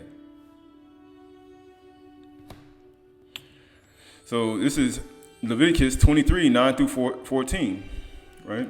And Yahuwah spoke to Mashah, saying, speak to the people of Yasharal and say to them, when you come into the land that I give you and reap your katsar, and its harvest katsir, you shall bring the sheaf, or the omer, of the first fruits of the harvest to the priest and Kahan, and he shall wave and noof the sheaf before Yahuwah, so you may be accepted. On the day after Shabbat, the priest shall wave it. That's the day. You're supposed to wave it. Wave that thing, shake it, vibrate it to and fro, right? And on the day when you wave it, the new sheaf, you shall offer a male lamb 1 year old without blemish as a burnt offering to Yahuwah, right? It says the grain offering will, guess what it says? Because we know the lamb, behold the lamb of Yahuwah who took away the sin of the world. He was born to die, a male 1 year old. We know this, the say, Hasay, Yahuwah, the lamb, behold the lamb of Yahuwah, right? Yahusha Mashiach. So one knows that they're not bringing a lamb, but this whole thing is something that should be done, right? It says, and the grain offering with it shall be 2/10 of an ephah of fine flour mixed with oil, fine flour mixed with oil, a food offering to Yahuwah, a pleasing aroma. A drink offering with it shall be of wine, 1/4 of a hin. And you shall eat neither bread nor grain, parched grain or fresh, until this same day, until you have brought the offering of Elohim. It is a statute, a kuppah, forever throughout your generations. So you're not even supposed to do these things, eat certain things, until you have done this. It's an offering. It's something that one's supposed to do. So have you done it today, right? In between the suns, right? The sun went down yesterday. When the sun went down after the Shabbat, then guess what happens? You have this day, a Kadiyum, which is what? Wave the sheaf, right? Look at the wind in the trees and see how the trees wave, right? But all these are what? This is a pleasing aroma, male lamb with a pleasing aroma, right? So the word for reap is katsar, to be short, to impatient, vexed, grieved. Most people were vexed. When this thing was mentioned, you tell me I got to do this too? Right? You get vexed, you get impatient. Why? Because now you got to go back in the field. You had to do all these things, prepare, and then you got to wave the sheaf, right? To reap, to harvest, right? You got to go reap and you got to harvest. To be short, right? To be impatient, be vexed. All these things people go through their life, and then you start seeing when these things come about, are you vexed? Are you impatient? Are you grieved by these commandments? To do these offerings to the creator of all things. To love him with all your heart, mind, and soul, right? All these are all aspects. And to love your neighbor as you love yourself. To love your companion, right? You love your re'ah as you love yourself, right? So the word for harvest is katsir, to harvest, harvesting. What is to be harvested? To reap. To harvest, right? Harvesting. It says served, that is harvest or reap, limb or foliage, harvesting plants. He says, are you grieved by this? That's what you're supposed to do. You put harvest and plant. You still got time, but you start looking at the hastiness of everything one does, right? All these are all aspects, right? So this is, word for sheaf in Leviticus is omer. It's spelled with an ayin. It's not amar, it's spelled with an aleph. This is spelled with an ayin, right? Ayin, omer, dry measure, a property, a heap, a sheaf. An omer, a sheaf. A sheaf. An omer, spelled with an ayin. So you look at ayin equals to 70, but it means to see. The meme equals to 40, but it means water or fountain. And the rosh equals to 200 and equals to head, chief, man. So you got 310. Right? 310, which equals to what? 3 plus 1 plus 0 is 4. You got 4 corners, 4 quadrants. You got 4 seasons, summer, spring, summer, autumn, spring, autumn, winter. You got 4 quadrants. You got 4 corners of the earth. Right? He said what? He said, bring it. The omer. This is practice is supposed to show you something you're supposed to do every single day. He's trying to get you in practice of going out and going in the field, going in the trees and giving wave offerings. right? You look at your hands, right? You look at your branches and your hands and your feet. All these are wave offerings. These are tools that one does. Just like the trees wave in the wind when the when the wind moves on the top of the trees. They giving wave offerings. You know your bones crack. Just like trees crack when the wind hits the top of the trees crack, your bones crack when you move your hands back and forward, if you do it right. Right? All these are all aspects, right? So the word for first fruit is Rashid. The beginning. Rashid, the beginning. Beginning of what? It says these are the first fruit, right? First fruit of what? This is the first beginning. This is the best, the chief. This is the beginning of what? The count. This is the beginning of your count. This is the first day of the beginning of your count. Towards what? Shabuah. Towards the feast of Chag Shabuah. You start counting 7 Shabbats. It's the first, like Rashid, a Kadiyum. Today, how you say, is a Kadiyum. That's why we went over Bereshit. It's not written in your law, it said you are Elohim. He called you an Elohim. Yahuwah did. And you can't change it. I am Yahuwah, I change not. So the word for a wave is nuf. Nuf. He said, go and get the omer or the sheaf, and guess what it says? To wave, to move to and fro. Or like kagab, move in a circle and move to and fro. Wave, be sprinkle. It means to sprinkle, to brandish. It means to swing, to yield, to wave, to offer, to wave, to quiver. That is to vibrate up and down, to rock to and fro. So you rocking to and fro, to vibrate up and down, to rock to and fro. You rocking to and fro. It's just like vibrating up and down. Just like when you go like we spoke about before, you go to the cologne, you spray the fragrance on there, and you shake it, right? Because it does mean perfume. To shake, to strike. So you got to move in this. How you say in this truth? You got to move. You got to dance.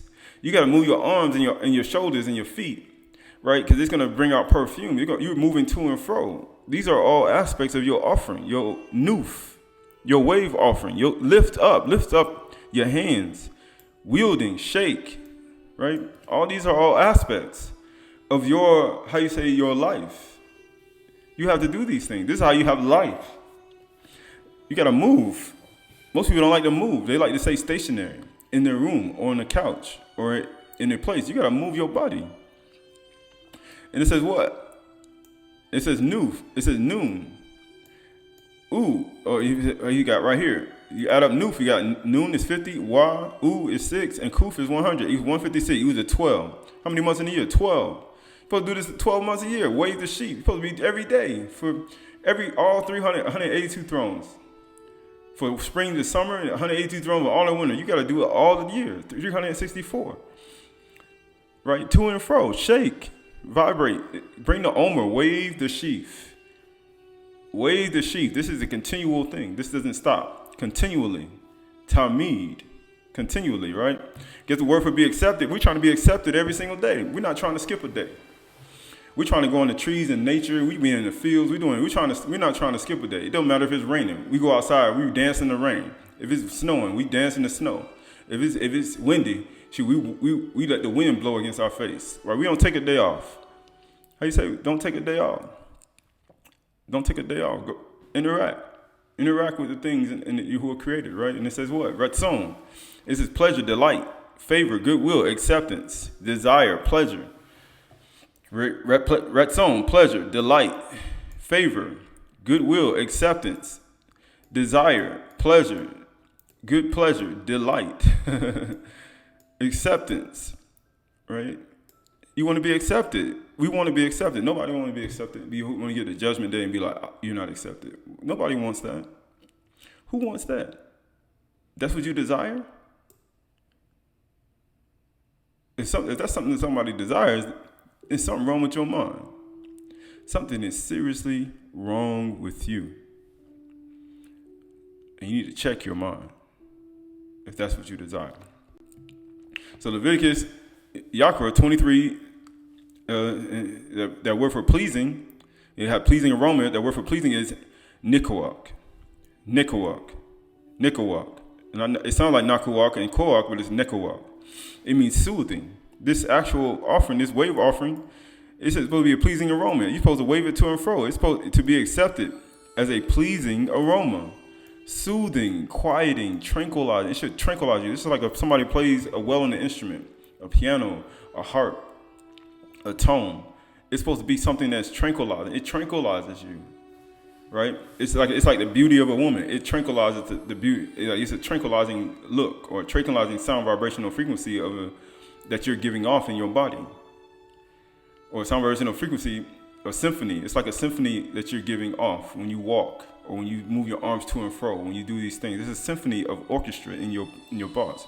That's why people play like the cello or the harp or acoustic guitar. People even do these things anymore, right? These are all things that produce tranquilizing, quieting, soothing sounds, restful, pleasant, delight. All these produce pleasant and delightful sounds, quieting, soothing, tranquilizing. This is how people should be in their house as well. Nikawa, quieting, tranquilize, soothing. This is how people should be in their home. This is how people should reciprocate. The same offerings that we should reciprocate to Yahuwah should reciprocate to everybody else. We should reciprocate to human beings. It should reciprocate to each and every one. Man, woman, child, mother, father, sister, brother, friend, sister, brother. These tranquilizing, quieting, soothing, pleasant offerings that one does to the creator of all things, Yahuwah, should be the very same thing that you do and to other people. You should be that type of person to others. You should be a help. You should be kind. You should be a servant. You shouldn't complain when you have to do something for somebody. You shouldn't complain when you have to prepare something for somebody. You shouldn't complain when you have to serve somebody or to cook something for somebody or to you shouldn't complain when you have to be a servant or to clean something or to move. You shouldn't be complaining, right? If one has these offerings every day, then why are you that way towards your fellow human being? Which means one has to check their heart, right? So the word for aroma is what? Reach, sweet savor. It means scent, fragrance, aroma, odor or of soothing. Odor as if blown, savor, scent, delight, sense, smell. It's a pleasing aroma, a fragrant, a scent, an odor of soothing, a sweet savor, a scent, delight, smell, touches, right? It's a scent. It's a scent. It's a fragrance. It's supposed to smell good. You're supposed to smell good. People don't want to smell good. People don't want to take a shower. They want to take a bath, right? They want to grow fungus on their body. They don't want to actually to do the things to take care of their body, their skin. They don't want to take care of their inward man and their outward man. They want to be, how you say, people don't care about the temple and the things that they offer anymore. Not only to Yahuwah, but also to other people. They don't even care. And these mindsets, these seeds that are sown in the mind are the seeds of Satan. The seeds of Satan. Right? They're the seeds of Satan. This is, yes, they say Leviticus 23:14. And ye shall, so we continue on, ye shall eat neither. So we're talking about eating. So today, until you await the sheaf, if one's already done it, then hey, you good, right? It says that you shall eat a call, neither bread. You shall eat neither bread, lakam, nor grain, nor parched kali, right, or fresh carmel until the same day, until you have brought the offering of your Elohim. It is a statute, a kuppah forever, throughout your generations and all your dwellings. It's a statute forever. A kuppah, the word for eat, you shall not. A call is to eat, to burn, to feed. Eating, to be eaten, right? To be wasted, destroy or flesh. To eat, you shouldn't eat certain things. You should eat what? Lakem, bread, food, grain, bread, until you have done this. Loaf, right? Bread. You shouldn't eat these type things till you have done these things to Yahuwah, right? Put him first. No common food, roasted ears of grain, anything that you normally would eat, you shouldn't do it until you've done this today. Then you can, how you say, Yahuwah's trying to teach discipline. We went from Kag Matzah, and now we're waving the sheaf, and now one doesn't eat these things. He still have you in discipline for about 3-4 more days, and then you go back and you do the offering to wave the sheaf, and then you go back to your common things that you would normally do. Eat ears and grain. You go back to eating all the things that you normally eat, your common food, the things that you're able to do it, right? Some people have already done it. Some people haven't, right? Get it complete. Carmel, plantation, right? So that word for fresh, anything fresh is planted field or produce, right? The garden, right? He's trying to keep everything, keeping him first. So you brought your food for Chag Matzah, and then you have 3 more days you go into the field, gather in the first fruit, and you prepare that. If you prepared it before the Shabbat, then today you will wave it, right, toward him, right? All these are all a part of your offering. It's a part of your walk. This is an everyday thing. Like he's trying to exemplify and get you to understand this is an everyday thing, right? It doesn't stop. The word for a statute forever is kupa. Is a statute, ordinance, something prescribed, something to do, something prescribed, an enactment, a statute, a custom. It's a custom. People talk about custom and culture, manner and ordinance and statute. It's a statute. It's a statute. So Leviticus 23:15, right? So after you do all that, now guess what? After today, when the sun goes down, you start counting 7 Shabbats. You shall count 7 or Sheba full weeks from the day after the Shabbat. So you got the Shabbat was yesterday, right? For those who do 364, right? Then guess what happens? You wait the sheaf today, and then you start counting 7 Shabbats to do what? For Chag Shabbat. It says 7 full weeks from the day after the Shabbat, from the day that you brought the sheaf and omer of wave offering. Is it omer or of the wave offering or tifanah? Tifanah, you shall count 50 days or Kamishim, to the day after the 7th Shabbat. Then you shall present a grave offering. So after that 7th Shabbat, after that 49 days that evening, you're supposed to what? Chag Shabbat. First day, Akkad Yum. The same as it was in the beginning. Akkad Yum. And Elohim separated light from darkness, and Elohim said, let there be or. And it was the promise. It says, and ye shall count Kamishim to the day of the 7th day, Shabbat. Then ye shall present a grain offering of new grain to Yahuwah. And ye shall bring from your dwelling places 2 loaves of bread to be waved, made with 2/10 of an ephah. Now you see why waving the sheaf is so important. So he's trying to teach you what you're going to do 7 weeks from now, or 7 Shabbats from now. He's trying to teach you. That's why you have to do it every day, so you'll know what to do. If you don't do anything, if you don't practice, great all the works of you are practice. You have to do these things every day. This is something that has to be a part of you. And guess what happens? Then you shall present a grain offering of new grain to Yahuwah. You shall bring from your dwelling places 2 loaves of bread to be waved, and made of 2/10 of an ephah. They shall be made with flour and baked with leaven. Right? So now you're starting to see how these things have been practiced, and you're carrying yourself over 7 Shabbats.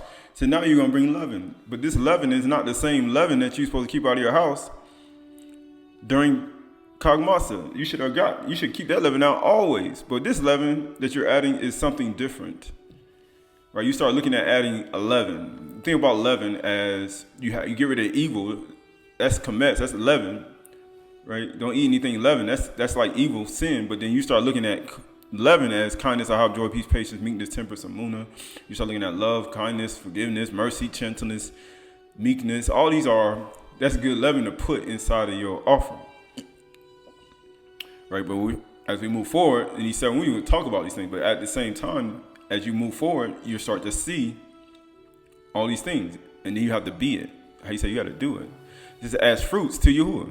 Fine flour that is to be baked, right? Fine flour that is to be baked as first fruit to Yahuwah. So that's what we're getting. That's what one is doing. But now you got to wave the sheep. You're counting. You're gonna count 7 Shabbats from today. That's 7 Shabbats. 1, 2, 3, 4, 5, 6, 7. If you can't count, then you need to go back to math class and learn, because you gotta learn how to count. He taught you how to count the 7 from the first days of creation. You learn about the first day, learn about creation itself, in the 6 days. And you labor in the 7. You learn about botany. You learn about animals. You learn about dividing. You learn about adding. You learn about light and darkness. You learn about waters. You learn about the deep. You learn about the soil. You learn about the seasons. You learn about years, days, numbers, and cycles. And you learn about birth. You learn about death. You learn about all these things. In just 6 days and 7 you rest. That's how you learn how to count. We learn how to count a long, long time ago. Long time ago, right? So you count 50 days, right? Well, 50 days is the day at evening. So 49 days at evening, right? So 7 times 7 is 49. So when you talk about 7 times 7, you look at 7 times 7, you look at 7 weeks or 7 Shabbats. 7 times 7 is 49. It's 49 days, right? 49 days. 4 plus 9 is 13. 13. So 49th day at even is the 50th day. 4 plus 9 is 13. What's after the 7th day? Akkad. So after that 7th Shabbat, you have 1. Akkad.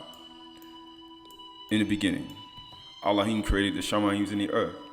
And the earth was without form and void, and darkness over the face of the deep. Ruach Marakaf al Panim Hamayim. Amar or Haya. Light came to be and light existed. These are all practices from the beginning. This is all practices from the beginning. The only reason he gave it because people forgot about how to tell time. So, right, then you have Bereshith 1 and 5. So where we see Akkad at? So we look at it's going to be 1 Akkad. It's going to be Akkad. After that 7 weeks, after you count 7 weeks and get to Yum Abyd, it's going to be 7 weeks. You see Akkad in Bereshith 1 and 5. And Elohim called the light or, and the darkness he called night. And there was evening and there was morning, Akkad Yum. That's what you've heard from the beginning about you. That's what the whole point. Or Yum, then you have what? Areb, Bain, right? Areb, Haya, Bakur, Yum, Akkad. Akkad. And we know Akkad, when you add up Akkad, Aleph is 1, right? You got Aleph is 1. You got the Kaf is what? Is 8. Right? So you got 9. And then what do you got? Daleth is 4, which equals to what? 13. Yum Akkad. Exactly 13 days. Well, he say 49 days. 4 plus 9 is 13. 49 days, right? To get to 13. I say Akkad. And that'd be the 50th day, which equals to 5, right? And people say, what does 5 have to do with anything? Because when you look at 5, because that's what you go 5 plus 50 on the 50th day, what happens? 5 plus 0 is what? 5. And guess what happens? That's the 5th letter of this. That's the ha. Behold, revealed light on the Qayyum. That's what one is counting to. All at the same time. So this is the word for it to count is safar. You got the samik, the pa, and the rosh. It means to count, to recount. So to count and recount, to number, to reckon. You have to know how to count. To be counted, to be numbered. You have to rehearse, to count, to recount. You got to rehearse this in your mind. You got to rehearse this. Great all the works of Yahuwah. Study, follow, worship, prayer. People don't want you to do these things. Why? Because they want you to be ignorant. And that's the evil. Recounted, rehearsed, inscribed. Secretary, they say learned man or woman. You learned when you start counting. Score, right? To recount. To recount. Guess what it is? Samik, Pa, Rosh, 60, 80, 200. Equals to 340. We equal to 3 plus 4 plus 0 is 7. 7th day. And amazingly, when you count the days to get to Yom that day, after the 50th day, guess what that is? That is a rest day, Shabbat. Isn't that something, right? So the word for, it says bring your wave offering you're supposed to wave it, wave offering to Yahuwah, right? Is tanufa, right? But you notice he got the word nuf in there, because we know we went through nuf. It has nuf in there because of 4, right? We talk about waving the offering continually for 364, but it says swinging, wave offering of Elohim's hand, weapons, wave offering. So you got hands on you, wave offering, bandishing, ultimation, shaking, offering, swinging, waving, wave your hands, bring your wave offering. But notice you have a toot and a ha at the end of, in the middle, and nuf in the middle, wave offering. So you got the totality and you got behold, totality, right? The exit, right? You got a wave offering in the middle, right? So the word for first fruit in that verse in Leviticus 23:15, what? First fruit is what? Bakur. It means to what? First fruit, the first crops or the fruit that ripened and gathered. So you got 7 weeks. That's 50 days. You get something planted in the ground, and then you can have something to harvest 50 days from now. That's the whole point. So it's a good time to plant some things in the ground. Like it's giving you an indication on when to plant your stuff, to plant your things in the field, to plant. You want to get a good harvest right before that day to bring toward Yahuwah, right? Why? Because all these things are important. The same way you implant seeds in your mind with the bar, the bear, the same way you plant seeds in the ground. You understand natural, earthly things, you can't understand spiritual things.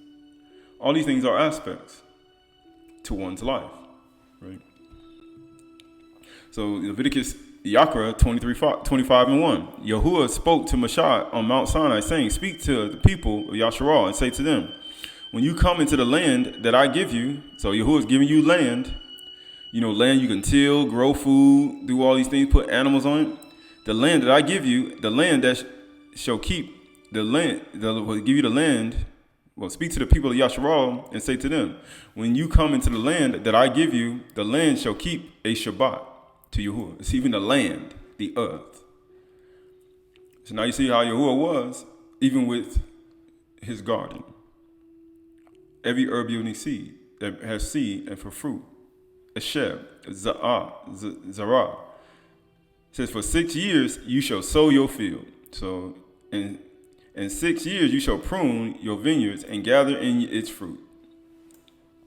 You're going to do it for 6 years. You do it for 6 years, right? Just like you created the Aydah in 6 days.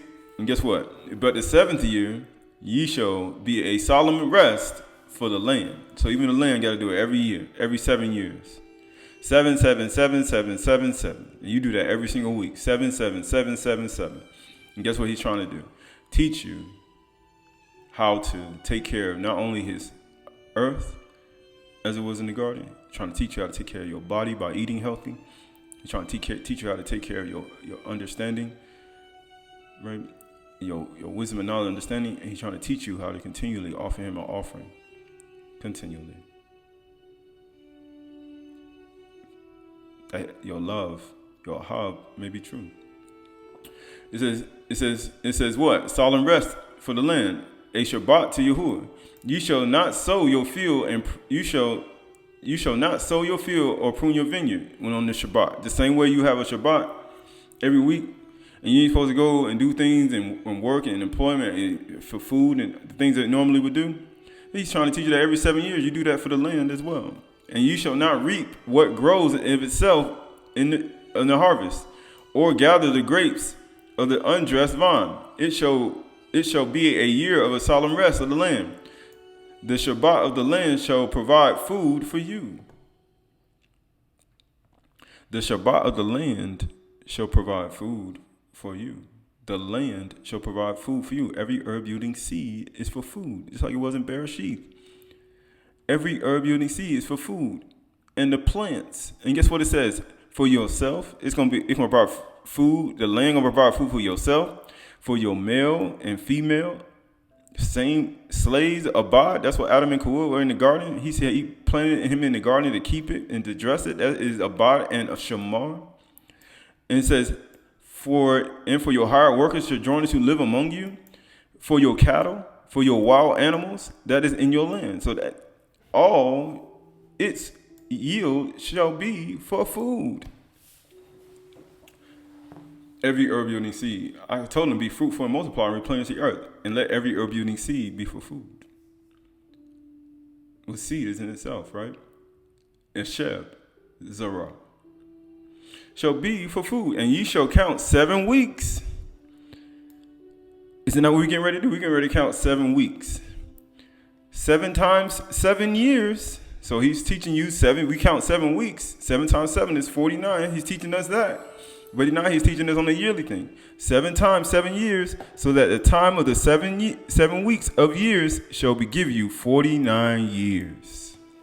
It's the same thing he's trying to teach when it goes to 49 days. To get at evening, to get you to Shabat or Kadiyum, to the day of rest for the land, and also for the day of rest on the Kadiyum when we bring the first fruit. Right, 49 years. 4 plus 9 is what? 13. 13. That's a Kad. That's count towards Shabat, count towards the land getting its rest. It's count toward a Kad, right? And then it also is what? Right, we look at Yahusha's name. Yahu, right? You got Shin. I'm trying to do it with this mouse. And you got Ayin is what? Right? All this, you got Yah is 1. You got the Ha is 5. You got the Wa is 6. You got this is 300. And then you got this. Ayin is 70, right? Which gives a what? 391, which equals to 13. Yahusha Mashiach. All at the same time. And he said he's supposed to keep his rest. All at the same time. That's for the land. So the word for 40 is Arbaim. Arbaim. 40. Arbaim. I would say Abrahim. Right? Notice what you have in here. It says Arab Ayim. Arab Ayim, right? 40. And you have what? The word for 9 is Tesha, right? Tesha. It means 9. Ninth. When you add up 9, you got a tooth, the shan, and the ayin, which equals to 400, 370, which equals to 770. Which equals to 7 plus 7 equals 0 is to 14. Right? 14. You say 14 generations, right? Tesha. Amazingly, it equals to 9, right? Then you start thinking about everything that happened with Yahusha at the 9th hour. But even moving forward, this is Yahusha, Joshua 5:10 through 12. While the people of Yasharal encamped in Gilgal, they kept the Pesach. That's what we just did on the 14th day at evening, right? You see why they had to keep it the 14th day, right? Because then when they came out of Mizraim for the lamb of Yahuwah, the lamb, right? They had to slay it in between the sons. The same way they had to slay the lamb in between the sons, right? When they killed Yahushua Mashiach. In between the sons. And that's why he killed that night. That's why he came and got him at night. Because that was the night that the firstborn was supposed to die. Because he was born to die. And he kept it with his shalakim that night before he died. And guess what happened? Until Yasharal came into the knowledge, they were always keeping the lamb and slaying the lamb. To those who actually kept it, they became persecuted by the Yahudim, the Jews who still kept it according to when they came out of Mizraim. And those who didn't, he say, remember his death and suffering till he come, right? You remembering what? He was a Pesach lamb, but here we go. Okay, so you done did that. 14th day at even, right? You look at people, Yahusha keeping it the night before he was killed, before you kept it at the 14th day at twilight. And it says on that very day, they ate the produce of the land. They ate the produce of the land and unleavened cakes and parched grain. So you see this taking place, right? So now, right? What is this doing? Putting you back in Bereshit, the beginning. Every herb you need for food and the animals, for the cattle, everything on the earth. If you're on the land, on the earth, they're supposed to eat plants, right? And it says, and the manna ceased that the day after they ate the produce of the land. Once you start eating the produce, then the manna ceased. He said, your fathers ate the manna and they dead. And he says, and there was no longer manna for the people of Yasharal, true Yasharal. It says, but they ate the fruit of the land of Canaan that year, a full, 364 days, right? Which equals to what? 13. They ate it that year. They ate it that year. That whole year, they ate the produce of the land. Every herb yielding seed will be for food and for the animals and for the land, right? For the animals that live on the land. Guess what? They're going to be for food. That was the commandment. That's the commandment. All right, let's go. This is Bereshit 37:5. Now Yusuf had a dream. And when he told it to his brothers, they hated him even more. They hated you out of the car. You rebuke a scoffer, guess what? They hate you. Right? They hate you. He said to them, hear this dream that I have dreamed. Behold, we were binding sheaves, or aluma. The word for sheaves is aluma. And in the field, behold, my sheaf, my aluma, arose and stood upright. And behold, your aluma, your sheaves, aluma, gathered around it, and bowed down to my sheaf, my aluma. His brother said to him, are you indeed to reign over us? You tell me your sheaf, your aluma, gonna be higher than us? Or are you indeed to rule over us? So they hated him even more for his dreams and his words. They hated him more for his dreams and his utterance, his speech, his instructions, his promise, the promise. They hated him for the promise. They hated him for the promise. Aluma. His sheaf is going to be higher than the sheaf, right? Because everybody got a sheaf. Whether in Shamayim, on the earth and under the earth. Everybody got a sheaf. Aluma, right? Aluma is what? Just sheaf. As to bound something. He said, my sheaf going to be higher than your sheaf. Aluma. And guess what aluma? You add up aluma, you got Aleph, Lamed, Mem, and Ha. 1, 30, 40, 5 equals to 76. My aluma going to be above your aluma. 13. 13.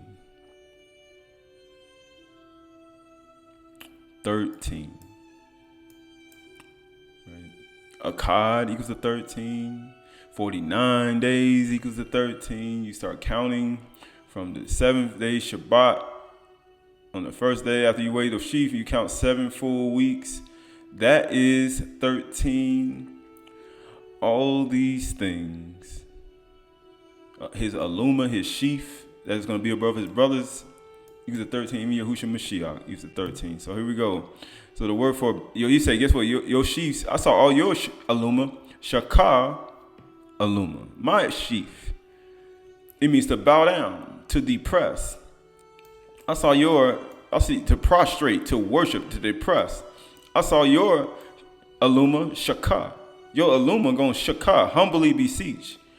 Obedience, to stoop, to worship. You're going to bow down. Your aluma going to bow down to my aluma. To my aluma. So this is Bith Shamuel 5:17. When the Philistines heard that Daud had been anointed Malak over Yasharal, all the Philistines went up and searched for Daud. That's what happened when something happened for you. Right? When your aura starts shining, everybody, how you say, they went up. They're going to search for you. They're going to try to find out where you are. But Daud heard of it and went down to the stronghold. Now the Philistines had come and spread out in the valley of Rephaim, and Daud inquired of Yahuwah. They came in after. They searching for him. When you get, just understand. When you start getting this, when this start happening, just understand. He's like, and Daud inquired of Yahuwah, shall I go up against the Philistines? Because they coming to fight. Will you give them into my hand? And Yahuwah said to Daud, go up, and I will certainly give the Philistines into your hand. So he inquired of Yahuwah, and Yahuwah spoke to him. There wasn't nobody around.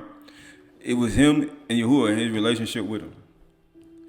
It says, and Daud came to Baal Perazim, and Daud defeated them there. And he said, Yahuwah has broken through my enemies before me like a breaking flood. Therefore, the name of the place was called Baal Perazim, and the Philistines left their idols there. And Daud and his men carried them away, or he said, broke them down. So he inquired of Yahuwah, and David defeated David defeated him. And guess what? Yahuwah said, go up. Just like he told Abraham, inquired of Yahuwah, and he said, get out of your father's house, Abba's house. Yahuwah speaks, he'll do, right? And the Philistines came up again. So you think they're going to stop? Once you do it one time, you defeat Satan, spirits and Shadim and people, you think they're going to stop? No, they're going to come up again. And it says, and spread out in the valley of Rephaim. And when Daud inquired of Yahuwah, he said, you shall not go up. He said, you shall not go up. He said, go around to the rear and come up against them opposite the balsam trees. So you start looking at Yahuwah giving more instructions. He said, go up around the rear. Go up around the rear, opposite the balsam trees. And when you hear or shema the sound of when you hear the shema, right, you shema the sound of marching in the tops of the balsam trees, then rouse yourself. You see the sound, when you hear the sound of the marching in the tops of the trees, the balsam trees, rouse yourself. Just like you see a tree that grows and the wind blows on top of the tree and the tree sways in the wind. He said, when you see that, and you hear the sound of that, of the tops of the balsam trees or the mulberry trees, he said, rouse yourself. Right. So the word for voice, you hear the voice or the sound. That word for sound is kol. You hear the kol. When you hear the sound, how you say the sound or shema kol, it means the noise, a call. You're gonna hear a call, a crackling. You know when the trees crackle on the top, when you hear the wind blowing, it crackles on the top. You're gonna hear a crackle. It's a lightness. To call out a voice, a sound, hold peace. Right, bleeding, right? A voice, a sound, a noise. You're going to hear the crackling of the trees when it goes by at the top of the balsam trees, the mulberry trees. The word for the tops is rosh or rosha. It means rosha or rosha, right? The head, summit. The upper part, the chief, total, sum. Front, the beginning, the head, right? You see the top of the trees, at the top of the trees, the summit of the tree. You see it sway in the wind and it's moving with the wind.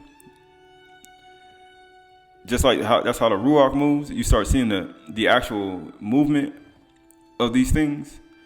You start seeing it. This becomes a pattern. This becomes a pattern. It becomes a pattern. Right? And he's telling you to wait till you hear that sound of the tree. What tree? The mulberry tree or balsam tree or baka. The baka. The balsam tree, a shrub which drips sap. The baka tree. It says a shrub that drips sap when it is cut. And guess what it means? The weeping tree. When you hear the weeping tree, you hear the crackling of the weeping tree swaying in the wind like a wave offering. How you say? Like a noof. A noof. A noof. shaking to and fro, vibrating to and fro. Just like a wave offering, like waving the sheaf. Just like waving the sheaf. And the wind blows on top of the trees. When you see that, rouse yourself. Get up. Because he said, we all about my aluma going to be above your aluma. And y'all going to shakah my aluma. Right? So Yeshayahu 55, 52 and 13. Behold, my servant shall act wisely. He shall be high and lifted up. And shall be exalted. And many were astonished at you. His appearance was so marred beyond human resemblance. And his form beyond the children of mankind. So shall he sprinkle many nations. Kings, Malachim, shall shut their mouths because of him. For that which has not been told them they see. And that which they have not heard, they understand. He said, my servant going to do wisely and be very high. Yochanan 2 and 5. Yahusha answered, truly, truly, I said to you, unless one is born of water and ruach, he cannot enter the Malkuth of Yahuwah. That which is born of flesh is flesh, and that which is born of ruach is ruach. Do not marvel that I said to you, you must be born again. The wind blows where it wants, and you hear its sound. You hear the cold, like he told Daud. When you hear the cold, the shema, the cold, on the tops, on the balsam tree, on the summit of the balsam tree, or the Bakur tree, he said, rouse yourself. He said, the ruach blow. You hear the wind blow, you hear the sound, but you don't know where it's going. He said, rouse yourself. He said, so are they. He said, the wind blows where it wants, and you hear the sound, but you do not know where it comes and where it goes. Or you hear it, but you see the sound. You hear the crackling noise on the top of the tree, but you hear it sound, but you don't know where it goes. So is everyone who is born of the ruach, the same way. You hear the sound, but you don't know where it's going. He said, why is this person saying these things? Because it's going somewhere. You just don't know where. It's going somewhere. You just don't know where. You don't know where the words are going, but it's going to accomplish everything the wind is sent to do. The same way the wind was sent to accomplish what it was sent for Daud to do. Sent for Daud. David, when he inquired of Yahuwah, he said, when you hear the sound of the crackling of the balsam trees, and you see the summits sway in the wind like a wave offering, he said, rouse yourself. Yochanan 12:27. Now is my soul troubled. And what shall I say? Abba, save me from this hour. But for this purpose I have come for this hour. Abba, kabod your name. Then a voice came from Shamayim, I have kaboded, and I will kabod it again. The crowd stood there and heard it and said that it had thundered. Others said that Malach had spoken to him. Yahusha answered, this voice has come for your sake, not mine. Now is the judgment of this world. Now will the ruler of this world be cast out. And if I am lifted up from the earth, Shamayim, I will draw all people to myself. If my aluma, my sheaf, get lifted up from the earth, I'm gonna draw all people to myself. If my sheaf get lifted up from the earth, I'm gonna sway in the wind, just like the trees sway on the tops of the balsam tree. I'm gonna draw all people to myself. Rouse yourself, right? He said, my aluma was above your aluma. And he said, Yochanan 18:1. When Yahusha had spoken these words, he went out with his disciples across the brook Kidron, where there was a garden, which he had and his disciples entered. Now Judas, who betrayed him, also knew the place, for Yahusha had often met there with his disciples. It was a garden. What's in the garden? Trees. It's trees in the garden. There's all types of trees. And it says, and so Judas had procured a band of soldiers, and some officers from the chief priests and the Pharisees went there with lanterns and torches and weapons. Then Yahusha, knowing all that would happen to him, came forward and said to them, whom do you seek? They answered him, Yahusha of Nazareth. Yahusha said to them, I am he. And Judas, or Yehuda, who betrayed him, was standing with him. And when Yahusha said to them, I am he, they drew back and fell to the ground. I saw you all gathered around my aluma, my sheep. And I saw all you shakah, my aluma. You bowed down and you worship my aluma, my sheaf. So he asked them again, whom do you seek? Isn't that how many times the Philistines came to Dawood? Came to him twice, and he cried of Yahuwah twice. And what did he say? Yahuwah said, go around the rear. He said, when you hear the sound of the crackling of the balsam trees, rouse yourself.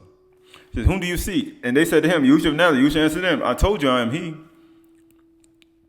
So if you seek me, let these men go, that it may fulfill a word that have been spoken. Of those whom you gave me, I have lost one, not one. And Simon Kof, having a sword, drew it and struck the high Kahan's servant and cut off his ear. Just like he said, in Yeshua, he said, I'm going to make Yahshua make their ears tingle. I'm going to make your ears tingle. I got to put these ears back on. I got to put his right ear back on because he got to hear what I'm getting ready to do. He got to hear the cry. He got to hear. He got to hear something. What do you got to hear? The servant's name was Malchus. That servant got to hear something. He got to put this right ear back on. So Yahushua said to Kaf, put your sword in your sheath. Shall I not drink of the cup of my father has given me? So the band of soldiers and their captains and the officers of the Yahudim arrested Yahushua and bound him. They bound him. Oh, you mean something bound. That's what a sheaf is, a luma. To bound. That's what sheaf, aluma means. It means to bound. They arrested him. He said, but I saw my sheaf, my aluma. You gather around my aluma, and you bounding Shakah and me, just like they did here. Right? It says, first they led. He said, you see how you see how waving the omer. Guess who was supposed to wave the sheaf? The priest, the people. And guess who they brought the sheaf to? Because you got to bound the sheaf, and then you got to arrest it. You got to bound the sheaf, and you got to bring it to the priest, right? And guess what happened? First, they led him to Ananias, for they gave the sheaf to him, for he was the father-in-law of Caiaphas, who was the high Kahan that year. It was Caiaphas who had advised the Yahudim that it was expedient that one man should die for the people. It was expedient. Matthew 27:45-50. Then they sat down and kept watch over him there. And over his head they put his charge against him, which read, this is Yahushua, the Malach of Yahudim. Then he said, I saw your sheaf gathered around my sheaf. So they sitting down. And his sheaf is lifted up. So guess what happens? I saw your sheaf. I saw my sheaf, my aluma. And you gather around my aluma. And your sheaf were bowing in Shakah and giving obedience to me. Worship to me. He said, you sit down and speak against your brother, you slander your own mother's son. In Psalms 50. That's what they're doing. They're sitting down. They're watching him. This is Yahushua, the king Malach Yahim. And then two of the robbers who were crucified with him, one on the right hand and one on the left. And those who passed by derided him, wagging their heads, saying, you who would destroy the temple and rebuild it in 3 days, save yourself. If you are the son of Yahuwah, come down from the cross. So also the chief priests and the scribes and the elders mocked him, saying, he saved others, he cannot save himself. He is the Malach of Yasharal. Let him come down from the cross, from the totality, and we will believe him. They need his sheaf to lower his sheaf down to their sheaf. But he said, my servant shall act there wisely. He be exalted and very high. His aluma going to be above their aluma, and they're going to bow and give Shakah to him. But they keep trying to get his sheaf to come down to them. But obedience has to be performed. But guess what it says? It says right here, he saves others, he cannot save himself. He is the Malach of Yasharal. Let him come down from the cross, and we will believe him. If he trusts in Elohim, Yahuwah, let Elohim deliver him now, if he desires him. For he said, I am the son of Yahuwah. And the robbers who were crucified with him and reviled him in the same way. Now from the sixth hour, there was darkness over the land until the 9th hour. They were kashak. Darkness over the land to the 9th hour. What did he say? There was darkness over the land. We talked about it, the first slide, right? The darkness over the land and the face of the deep. And the Ruach of Marakah al-Panim, his sheaf, how you say, was above them. It was hovering on the face of the waters. His aluma was above them. And about the 9th hour, right? Or you mean 9, Teshah, Yahushua cried out with a loud voice. He told Dawood, when you see the aluma, or you say hear the sound, of the weeping tree, the Bakur tree. He said, when you hear the sound of the crackling noise, the coal or the crackling noise on the summit of the Bakur tree, of the weeping tree, that's what it meant. Rouse yourself. Behold, I have given them into your hands. He said, saying, Aliyah, Aliyah, lama sabatana, ma'alahim, why hast thou forsaken me? And some of the bystanders said, this man's calling for Eliyahu. And one of them outran and took a sponge, and he filled it with sour wine. And he put it on a reed and gave him to drink. But the other said, wait, let's see whether Aydah will save him. And then Yahusha cried out again. How many times the Philistines came to Dawood? Twice. The first time he gave him to his hands. The second time, he said, when you hear the sound, the cry, the weeping tree from the summit of the Bakur tree, moving in the wind, just like the Ruach gives a wave offering for the waving the noof, the sheaf, to and fro, vibration. You're moving it to and fro, shaking, right? In the wind, guess what it says? He cried out again. The weeping Bakur tree at the top of the summits. He said, rouse yourself with a loud voice and yield to the Ruach. And behold, the curtain of the temple was torn in the bottom, and the earth shook, and the rock split, and the tombs were opened, and the bodies of the Kadashim and the saints who had fallen asleep raised. And coming out of the tombs after his resurrection, they went into the Gudu city and appeared to many. When the centurion and those who were with him, keeping watch over Yahushua, saw the earthquake and what took place, they were filled with awe and said, truly, this was the son of Yahuwah. What did Yeshayahu say? He said, they that have not heard, they going to understand. They that have not heard, they going to understand. He said, my servant going to do wisely. He's going to be exalted and very high.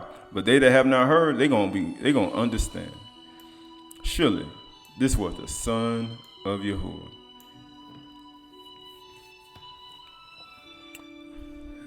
The Aluma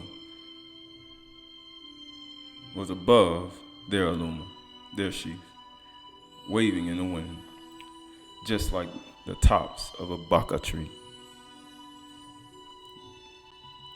This is the ascension of Yeshayahu. And they shall not know that thou art me until with a loud voice I have called to the Shamayim. That's why the centurion said, behold, surely it was the son of Yahuwah. And their Malachim and their lights, even unto the sixth heaven, right? In order that thou mayest judge and destroy the princes and the angels, the Malachim and the gods, Alahim, of that world. I've given them into your hand. When he gave a loud cry, just like he told Dawood, when you hear the weeping tree, and you hear the crackling on the tops of the summit of the Bakur tree, he said, rouse yourself. I've given them into your hand. He destroyed them. Get what it says. And the world that is dominated by them. Yahushua did that. When them two cried, he destroyed you. He gave them into your hand. You just didn't know it. For they have denied me and said, we are alone, and there is none beside us. And afterwards, from the Malachim of death, thou wilt ascend to thy place. And thou wilt not be transformed in each Shamayim, in the Shabat each Shamayims, in the Kabod glory, wilt thou ascend and sit at my right hand. I saw my sheaf, my Aluma, above your sheaf, and all your Aluma will gather around my Aluma. Y'all are worshiping Shakah, bowing down and prostrating toward me. My Aluma, Yahushua's Mashiach's Aluma, is past the Rakia, past the Shabat Shamayims, in another world, past the Pluto, sitting at the highest Shamayim, at the right hand of Yahuwah, next to his throne. His Aluma is above all of you Alumas, all of you sheaves. It's even above all the gods and the goddesses and the judges and the princes and the angels and the Malachim and all of the Alahims of this world. Yahushua's Aluma, his sheaf, is past the Shabat Shamayims. It's past the Rakia. It's past 186,182 speed of light, or 16 trillion or 6 trillion miles. It's past Pluto. One day is like 268 years on Earth, or one day on Saturn is 364 days, 364 a year on Earth, right? He's past that. He's way, his sheaf is way up there. It's way past that. Yahuwah's view is unfathomable from where he sits. You can't even comprehend it, even if you tried. That's how high his sheaf is. I saw my Luma above your Luma. Now you see why when he said, sit here in my right hand till I make your enemies thy footstool. Now you see why when Yusuf was exalted to second in command of Mizraim, I saw my Luma, and all you were gathered on my Luma, prostrating and worshiping me.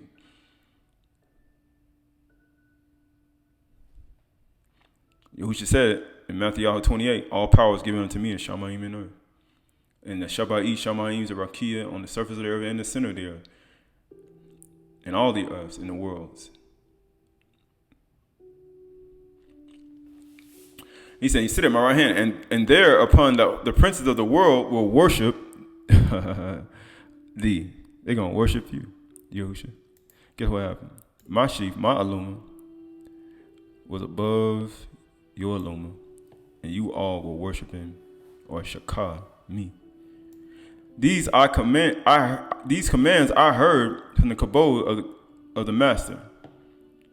The great kabod giving to the master. Yahushua already know what he was going to do. My Aluma above your Aluma. Yukonah 19:31. Since it was a day of preparation, so that the bodies would not remain on the cross stake until the Shabbat. The Shabbat was a high Shabbat, and the Yahudim asked Pilate that their legs might be broken, and that they might be taken away. So the soldiers came and broke the legs of the first and the other, who had been crucified with him. But when they came to Yahushua, they saw that he was already dead. They did not break his legs, but one of the soldiers pierced his side. They pierced his side with a spear, and at once came out blood and water. He mean the Bakur tree. He says, it's a tree that when you cut it, it brings forth sap. The Bakur tree. When you hit it, you say, the weeping tree. He said, he who saw it has borne witness. His testimony is true. For he knows that he is telling the truth, that you also may believe. For these things took place that the scripture might be fulfilled. You think this is the only thing he fulfilled? Don't be foolish. Not one of his bones should be broken. Right, because what did he say? He said, is it not written in your law, said you Elohim?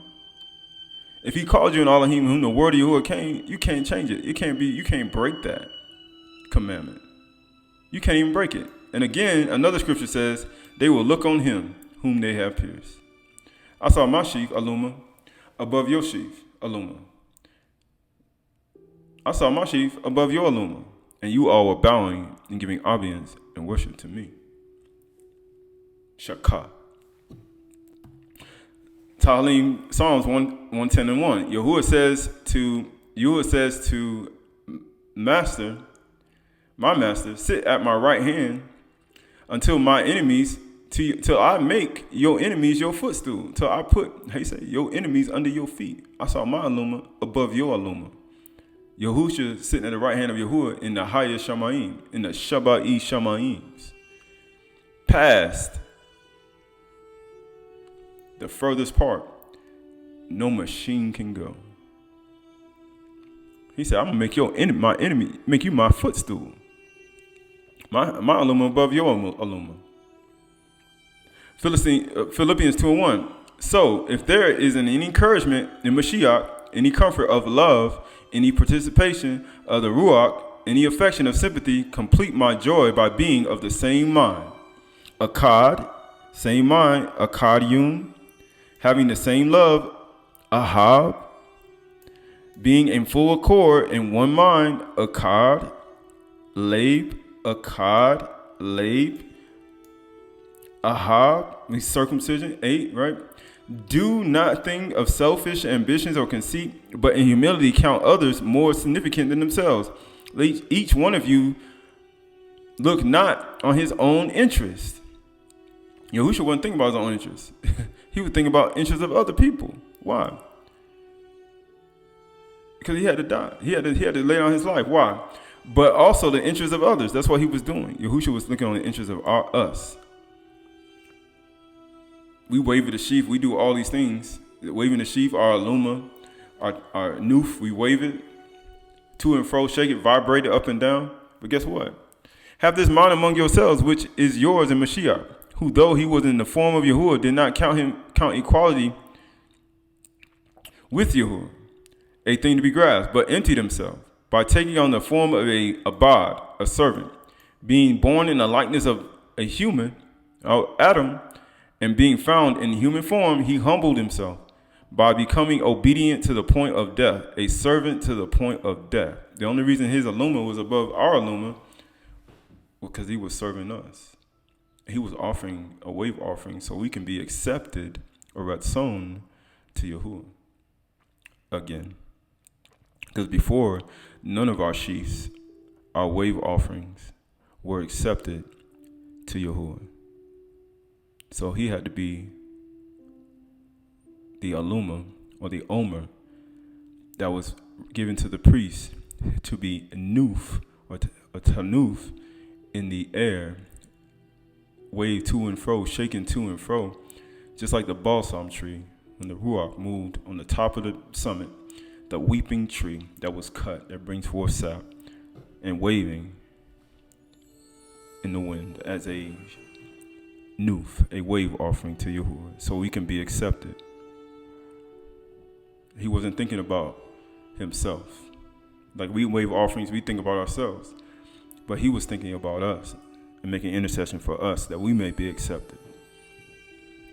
So when we start thinking about waving our sheaf, let's start thinking about when we wave our sheaf, not to think on the interests of ourselves, but to think about the interests of others, as he did.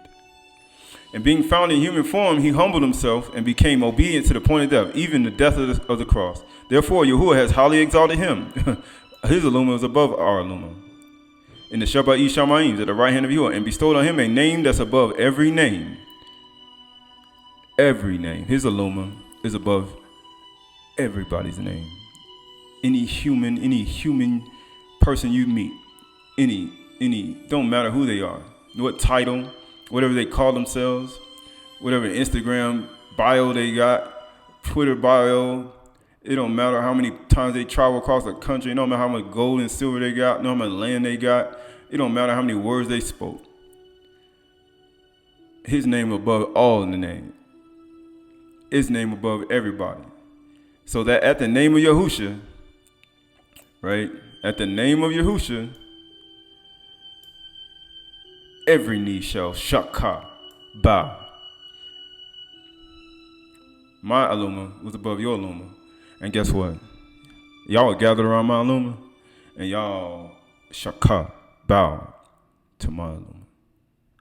Every knee shall bow. In the Shabat Shamayim, and in the Shabat Arats, and under the Arats. And every tongue shall confess that Yahusha is master to the kabod of Elohim, the Ab. He is master. Right? You can say that. Yahusha is master of everything. Abri, Hebrews 13:12. So Yahusha also suffered outside the gate in order to sanctify the people, because he wasn't thinking about himself. He was thinking about the interests of others through his own blood. Therefore, let us go outside of the camp and bear his reproach he endured. Who gonna do that? Because the people in the camp they're gonna reproach you. They're gonna talk about you.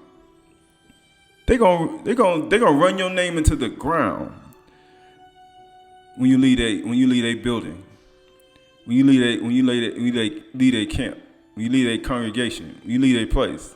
They're gonna run you into the ground. They're gonna talk about you. That's what they're going to do. He said, but you're going to bear the reproach. Why? Because this is what he wasn't thinking about interests of himself. He was thinking about others. I'm thinking about other people. For here we have no lasting city. I ain't got no lasting city. I ain't got no home place. How you say? My home building, my home place. I ain't got no home. I don't got no home here. That ain't my home.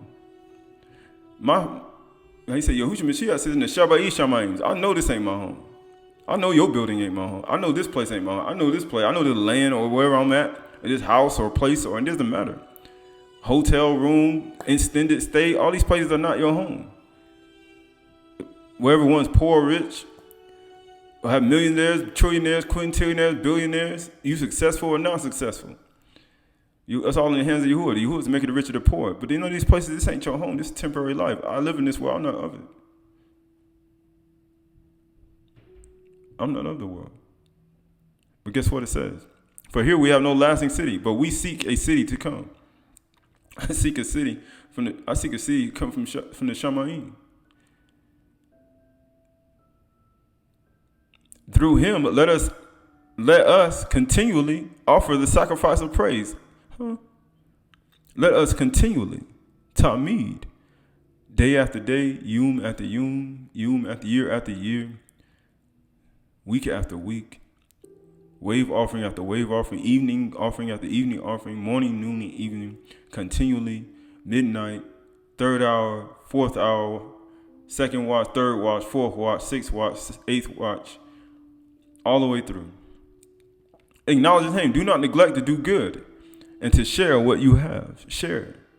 Share your food. Share your tunics. Share your clothes. Share your money. Share your cars. Right? Share your lakam with the poor. Share your food with the poor.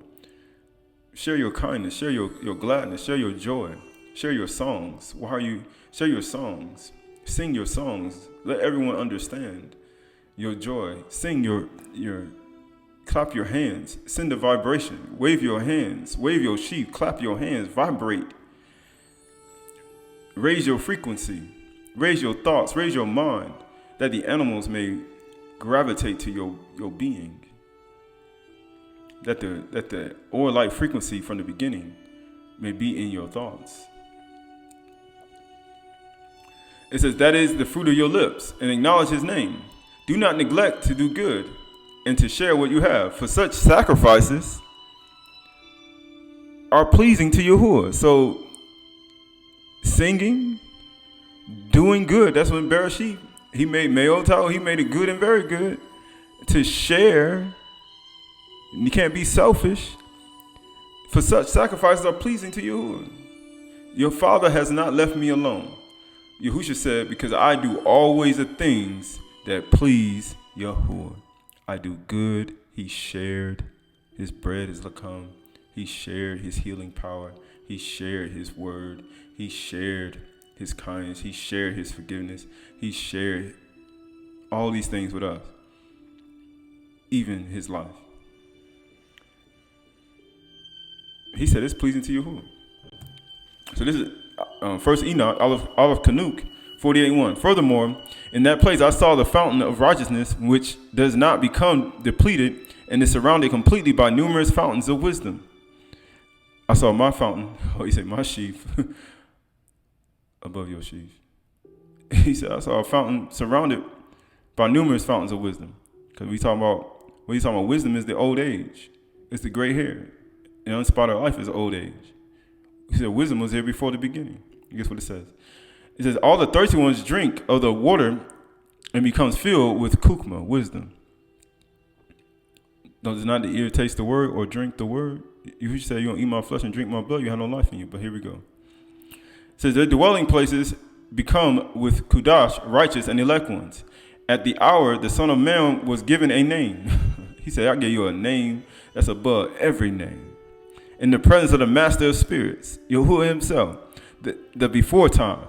You could call, that's what Yahuwah, he's the before time existed. Even before creation of the Shemesh Kukabim, the sun, before the creation of the Kukabim. This or before Kukabim started, Shemesh Kukabim and Yar made on the fourth day of creation. Rabbi Iyum, right? He made on the fourth day of creation. Guess what happened? And it says, he was given a name in the presence of the master of spirits. He will become a staff for the righteous ones, in order that they may lean on him and not fall. Leaning on him. It's a staff in my hand. You got shoes on my feet, and he said, a staff in your hand with the bitter herb. Guess what? It's a staff in my hand every single day.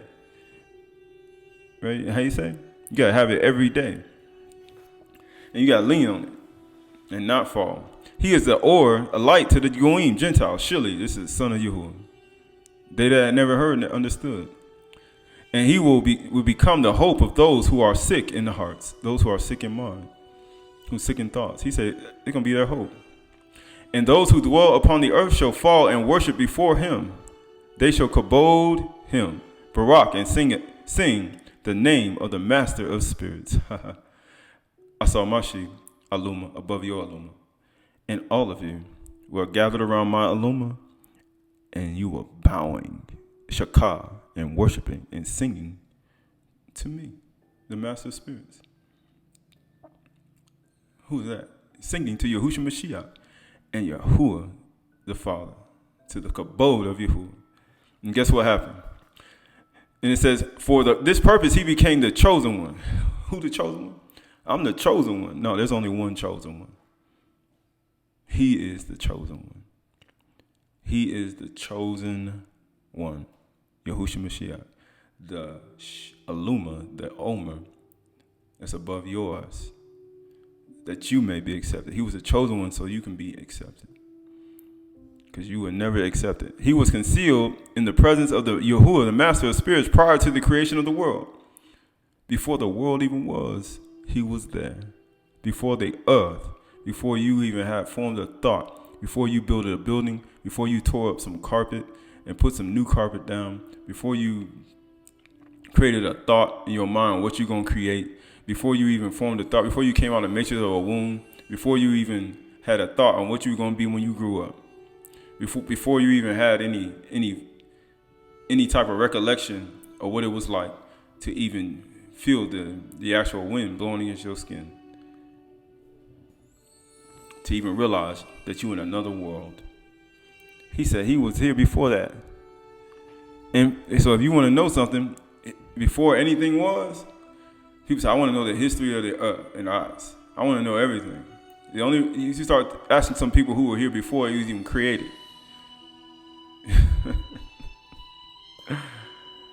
For eternity. Why would you listen to a human try to tell you about something from the past when there's a being that actually was here before he was even created? It says, and for eternity. And he has revealed his kukma, his wisdom of the master of spirits to the righteous, and to the Kudash ones.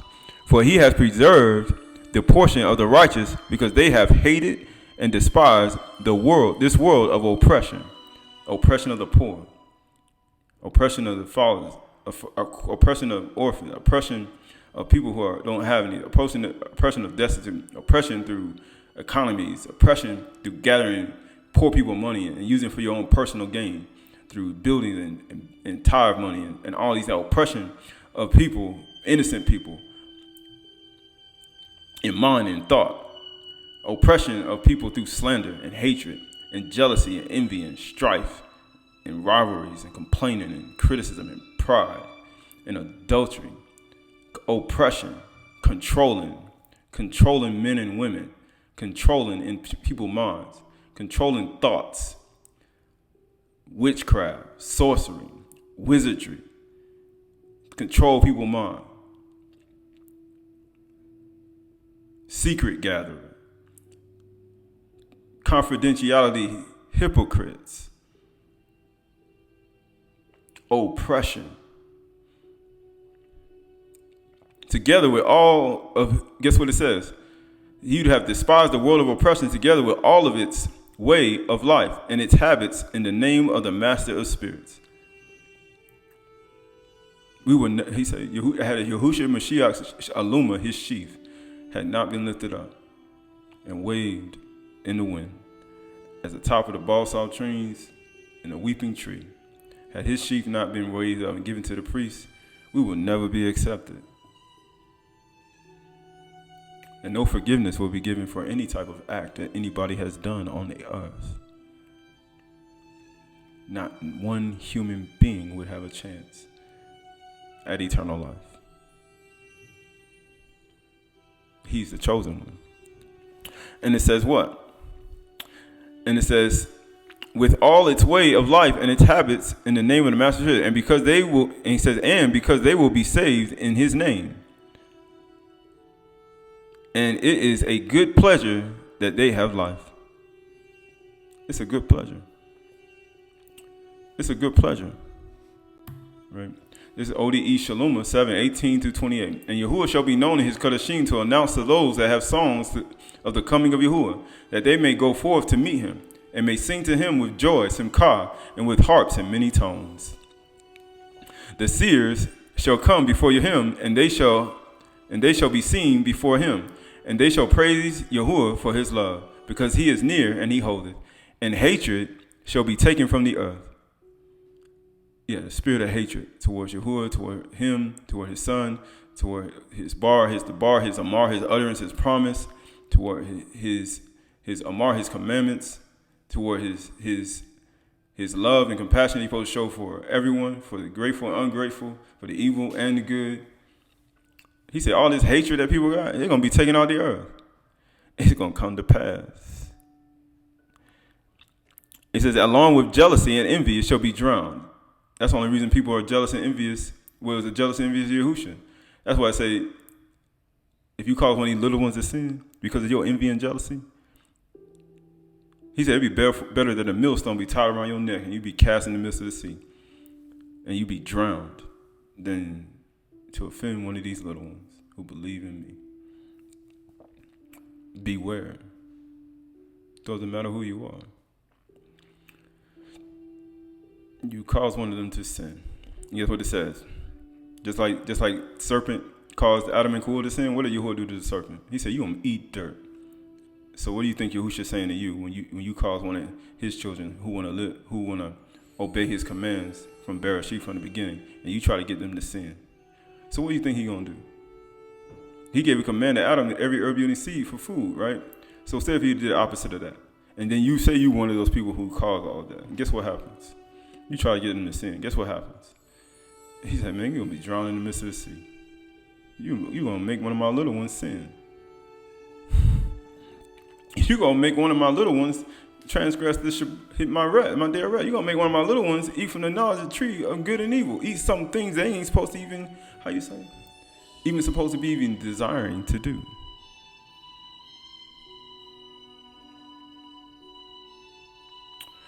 It says, for ignorance have been destroyed. Guess what it says? And they shall praise Yahuwah for his love, because he is near and he holdeth, and hatred shall be taken from the earth, along with jealousy shall be drowned, for ignorance hath been destroyed. My Aluma is above your Aluma. Before even the creation of the world. That's a name above all your names. At the name of Yahushua Mashiach, every knee gonna bow. It's gonna shakah. Or on the Shabat Ishamaim, in the Rakia, on the surface of the earth, in the center of the earth. And every mouth and tongue, because he given a mouth to his creation. Because all his creation got a mouth. Whether seen or unseen. Guess what he said? They're going to give kabod, glory to the one, Yahushua Mashiach, to the kabod of his father, to his son sitting at his right hand. He said, for ignorance have been destroyed, but because the knowledge of Yahuwah hath arrived. They who have songs shall sing of the Khan of Yahuwah the Most High, and they shall bring their songs, and their heart shall be like the day, and like the excellent beauty of Yahuwah, their pleasant song. And there shall neither be anything that breathes without knowledge, nor anything that is dumb or mute. There ain't gonna be no mute demons. People gonna speak. He gonna give a mouth to his creation. You gonna with your mouth say Yahusha is master. You gonna say it. You gonna be mute. You gonna speak. For he has given a mouth to his creation, because he gave you a mouth. He gonna make that thing speak too, even if you want to hold it in. To open the mouth, the voice of the mouth, towards him and praise him. Praise him. Not a human, not no malaki, not your pastor, your teacher, your evangelist, your not your. You don't praise him. You don't praise his teacher. You don't praise this man. You don't praise these women. You don't praise them, right? You praise the one and thank him. You thank him. You don't praise these people. He said, especially if they're doing wrong, you don't praise them at all. He says, a compliment and a praise are two different things. Learn the difference. Right? Learn the difference between a compliment and a praise. For he hath given a mouth to his creation, to open the voice of the mouth towards him, to praise him. Confess ye his power, and show forth his calm. Hallelujah. His grace. How you say? His calm. Hallelujah. Confess ye his power. Yahushua said, if you don't confess me before men and women and before the world, I won't confess you before my Ab. And I'm sitting at the right hand in the Shabat Shamayim. He said, the teaching of Yahushua Mashiach, totality, is foolishness that perish. The teaching of totality, or the two, sign, mark, signature, exit, four corners, is foolishness to them that perish. Four quadrants, four seasons, that's foolishness to them that perish. But to us that are saved, those who walk in the light of the city, that's to come, it is the power of Yahuwah. Guess what? Mashali 3, Proverbs 3:19. Yah by Kukma founded the earth, wisdom. It's fountains of wisdom. And by understanding, he established it. By getting rid of all the evil. Established the Shabai Shamayim, the heavens. And by his knowledge, the deeps broke open. And the clouds dropped down dew. My son, do not lose sight of these, my son or daughter. He said, don't lose sight of these things. Don't lose sight of the beginning. Every herb you receive for food, I give you all these things, the plants for the animals too. Is it not written in your law, said you are Elohim? Let us make man in our own image, Mandamuth and Salim. Let them have authority to fish, see, follow every creeping thing. Let me divide the light from the darkness. Let the waters above from the waters below. Let every herb you see, whose seed in itself sprout forth, or dasher. Right? Allow your light to dasher. Sprout forth. Allow you to take you to green pastures and lead you by still waters, the rivers and the streams. Allow him to take you to these places. Right? Allow your thoughts to do it. Allow him to speak in your mind and you go there. Right? You need no human to tell you that. You don't need no human to take you. Let Yahuwah take you on the wings of the wind and feed you with his heritage. Once you receive the light, the ore, the seed on the inside, you have no need. Because it's in you. The Malkuth is within you. It says, keep sound wisdom and discretion. And they will be life to your soul and adornment to your neck. Sound wisdom. People speak wisdom and discretion. If you ain't got no wisdom to speak, don't speak. If you ain't got, and you got no discretion, nothing that's going to keep somebody from doing something wrong, don't be trying to tell somebody what to do, right? Sound wisdom. And they will be life to your soul and adornment to your neck. I keep that. That's life for me. I keep that. Then you will walk in your way securely, and your foot will not stumble. If you lie down, you will not be afraid. And when you lie down, your sleep will be sweet. Well, I'm sweet, but he say sweet. Yeah, very sweet. You're going to be, man, I'm going to be asleep now. You going to be thinking about nothing. You be like, man, you know how many Malachi outside? I'm not thinking about you. My sleep going to be sweet.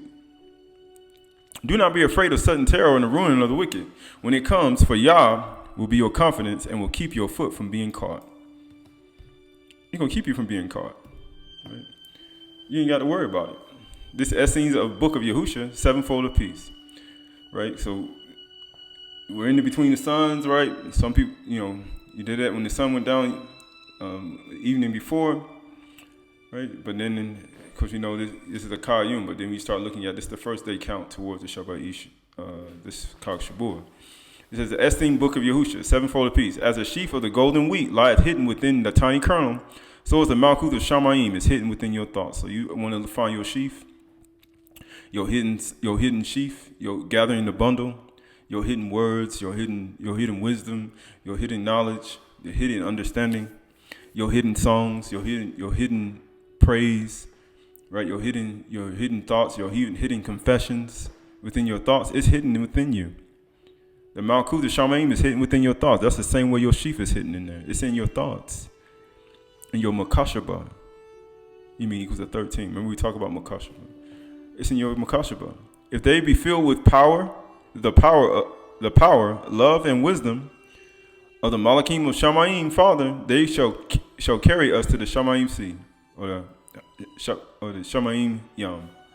But if they are stained with corruption, hatred, ignorance, right? Your mind is stained with, your thoughts are stained with corruption and hatred and ignorance, because he's going to take hatred from the earth. And ignorance is great evil and corruption of seeds and people that are around. If your thoughts are corrupted, guess what happens?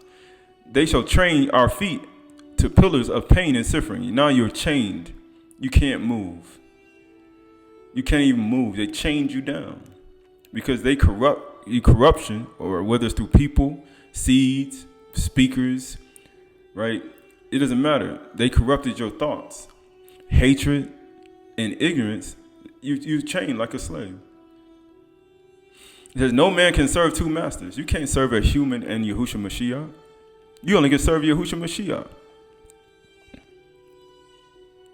You can't serve your human nature and Yahushua Mashiach. You can't serve your human. When you serve Yahushua Mashiach, you're going to serve people. And you're not going to think on the interests of yourself. You're going to think of the interests of others. It says neither can an evil thought. So, neither can an evil thought, right? An evil thought, or an evil, evil sheaf, evil thought abide in the mind, filled with the light, the aura of the Torah. As it was in the beginning, so shall it be in the end. Neither shall an evil thought abide in the mind as a light that's filled with the Torah. Because when Yahuwah finished the world, it was Meo Taub. It was very good.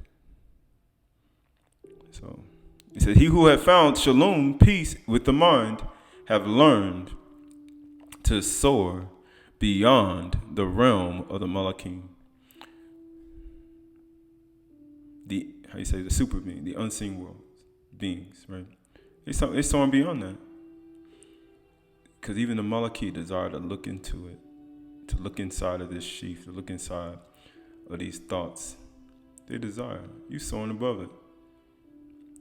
Know this shalom with thy heart, thy mind. Fulfill this shalom with thy body, with your sheaf. Because your body is your sheaf. Your body is the temple. Your body is the offering. Fulfill it with your body. Take care of your temple. Take care of your flesh. Take care of your exercise. Eat the proper foods, every herb-yielding seed and fruit. Do your sacrifices evening, morning, noon, midnight, continually. Praise him. Take care of your family. Take care of your children. And if you can't see your children, pray for your children. If things have been taken from you, pray for them too. Worship Yahuwah. Follow his Torah. Follow his word. Love the grateful and the ungrateful. Be kind to the animals, the creatures, the flowers, even to the smallest ant. And if you get frustrated like Yahuwah, when you get frustrated, you accidentally do it. And just know. If you accidentally do something, just understand. Yahushua Mashiach has risen from the grave. For we look at our lives, to be kind to everyone, to your mother and father, to honor your mother and your father, to honor your neighbor, to do good to those who are evil, to do good to those who are good, to love with compassion, to love your children, to raise your children, right? To raise them in shalom, raise them in peace, raise your families in peace, raise your mind in peace. Cultivate the gardens of your mind, the trees in your mind, the thoughts in your mind. Allow the water to rain on top. Allow your thoughts to be watered within with the proper water, the proper soil, the proper thoughts, that you may do the things and exemplify it in the earth. Every single day, every microsecond of every day. Allow your hands and your feet to be tools to take you to places that are pure and righteous and that bring you to Yahuwah and to offer to him. Fulfill this shalom with your body, in your meditations, in your sakur, in your fields, in your places. Allow your thoughts to be in unification with your body, that you may be Abyd, that you may do the things that one must do to inherit the Malkut, the city that's to come, of perfect humanity. Yeah. For those who strive for the things that are to come will inherit the things that's to come. To believe is to do. To believe is to change. To believe is to practice every single day. For Barak are the poor in Ruach, for they shall be filled. Barak are the peacemakers, for they shall be called the sons of Yahuwah. Barak are those who hunger and thirst after righteousness. Barak are those who love and who seek him in love. Let what you've heard from the beginning abide in you. And if what you've heard from the beginning abides in you, you are in the Father and you are in the Son. For the meek shall inherit the earth. The meek shall inherit the earth.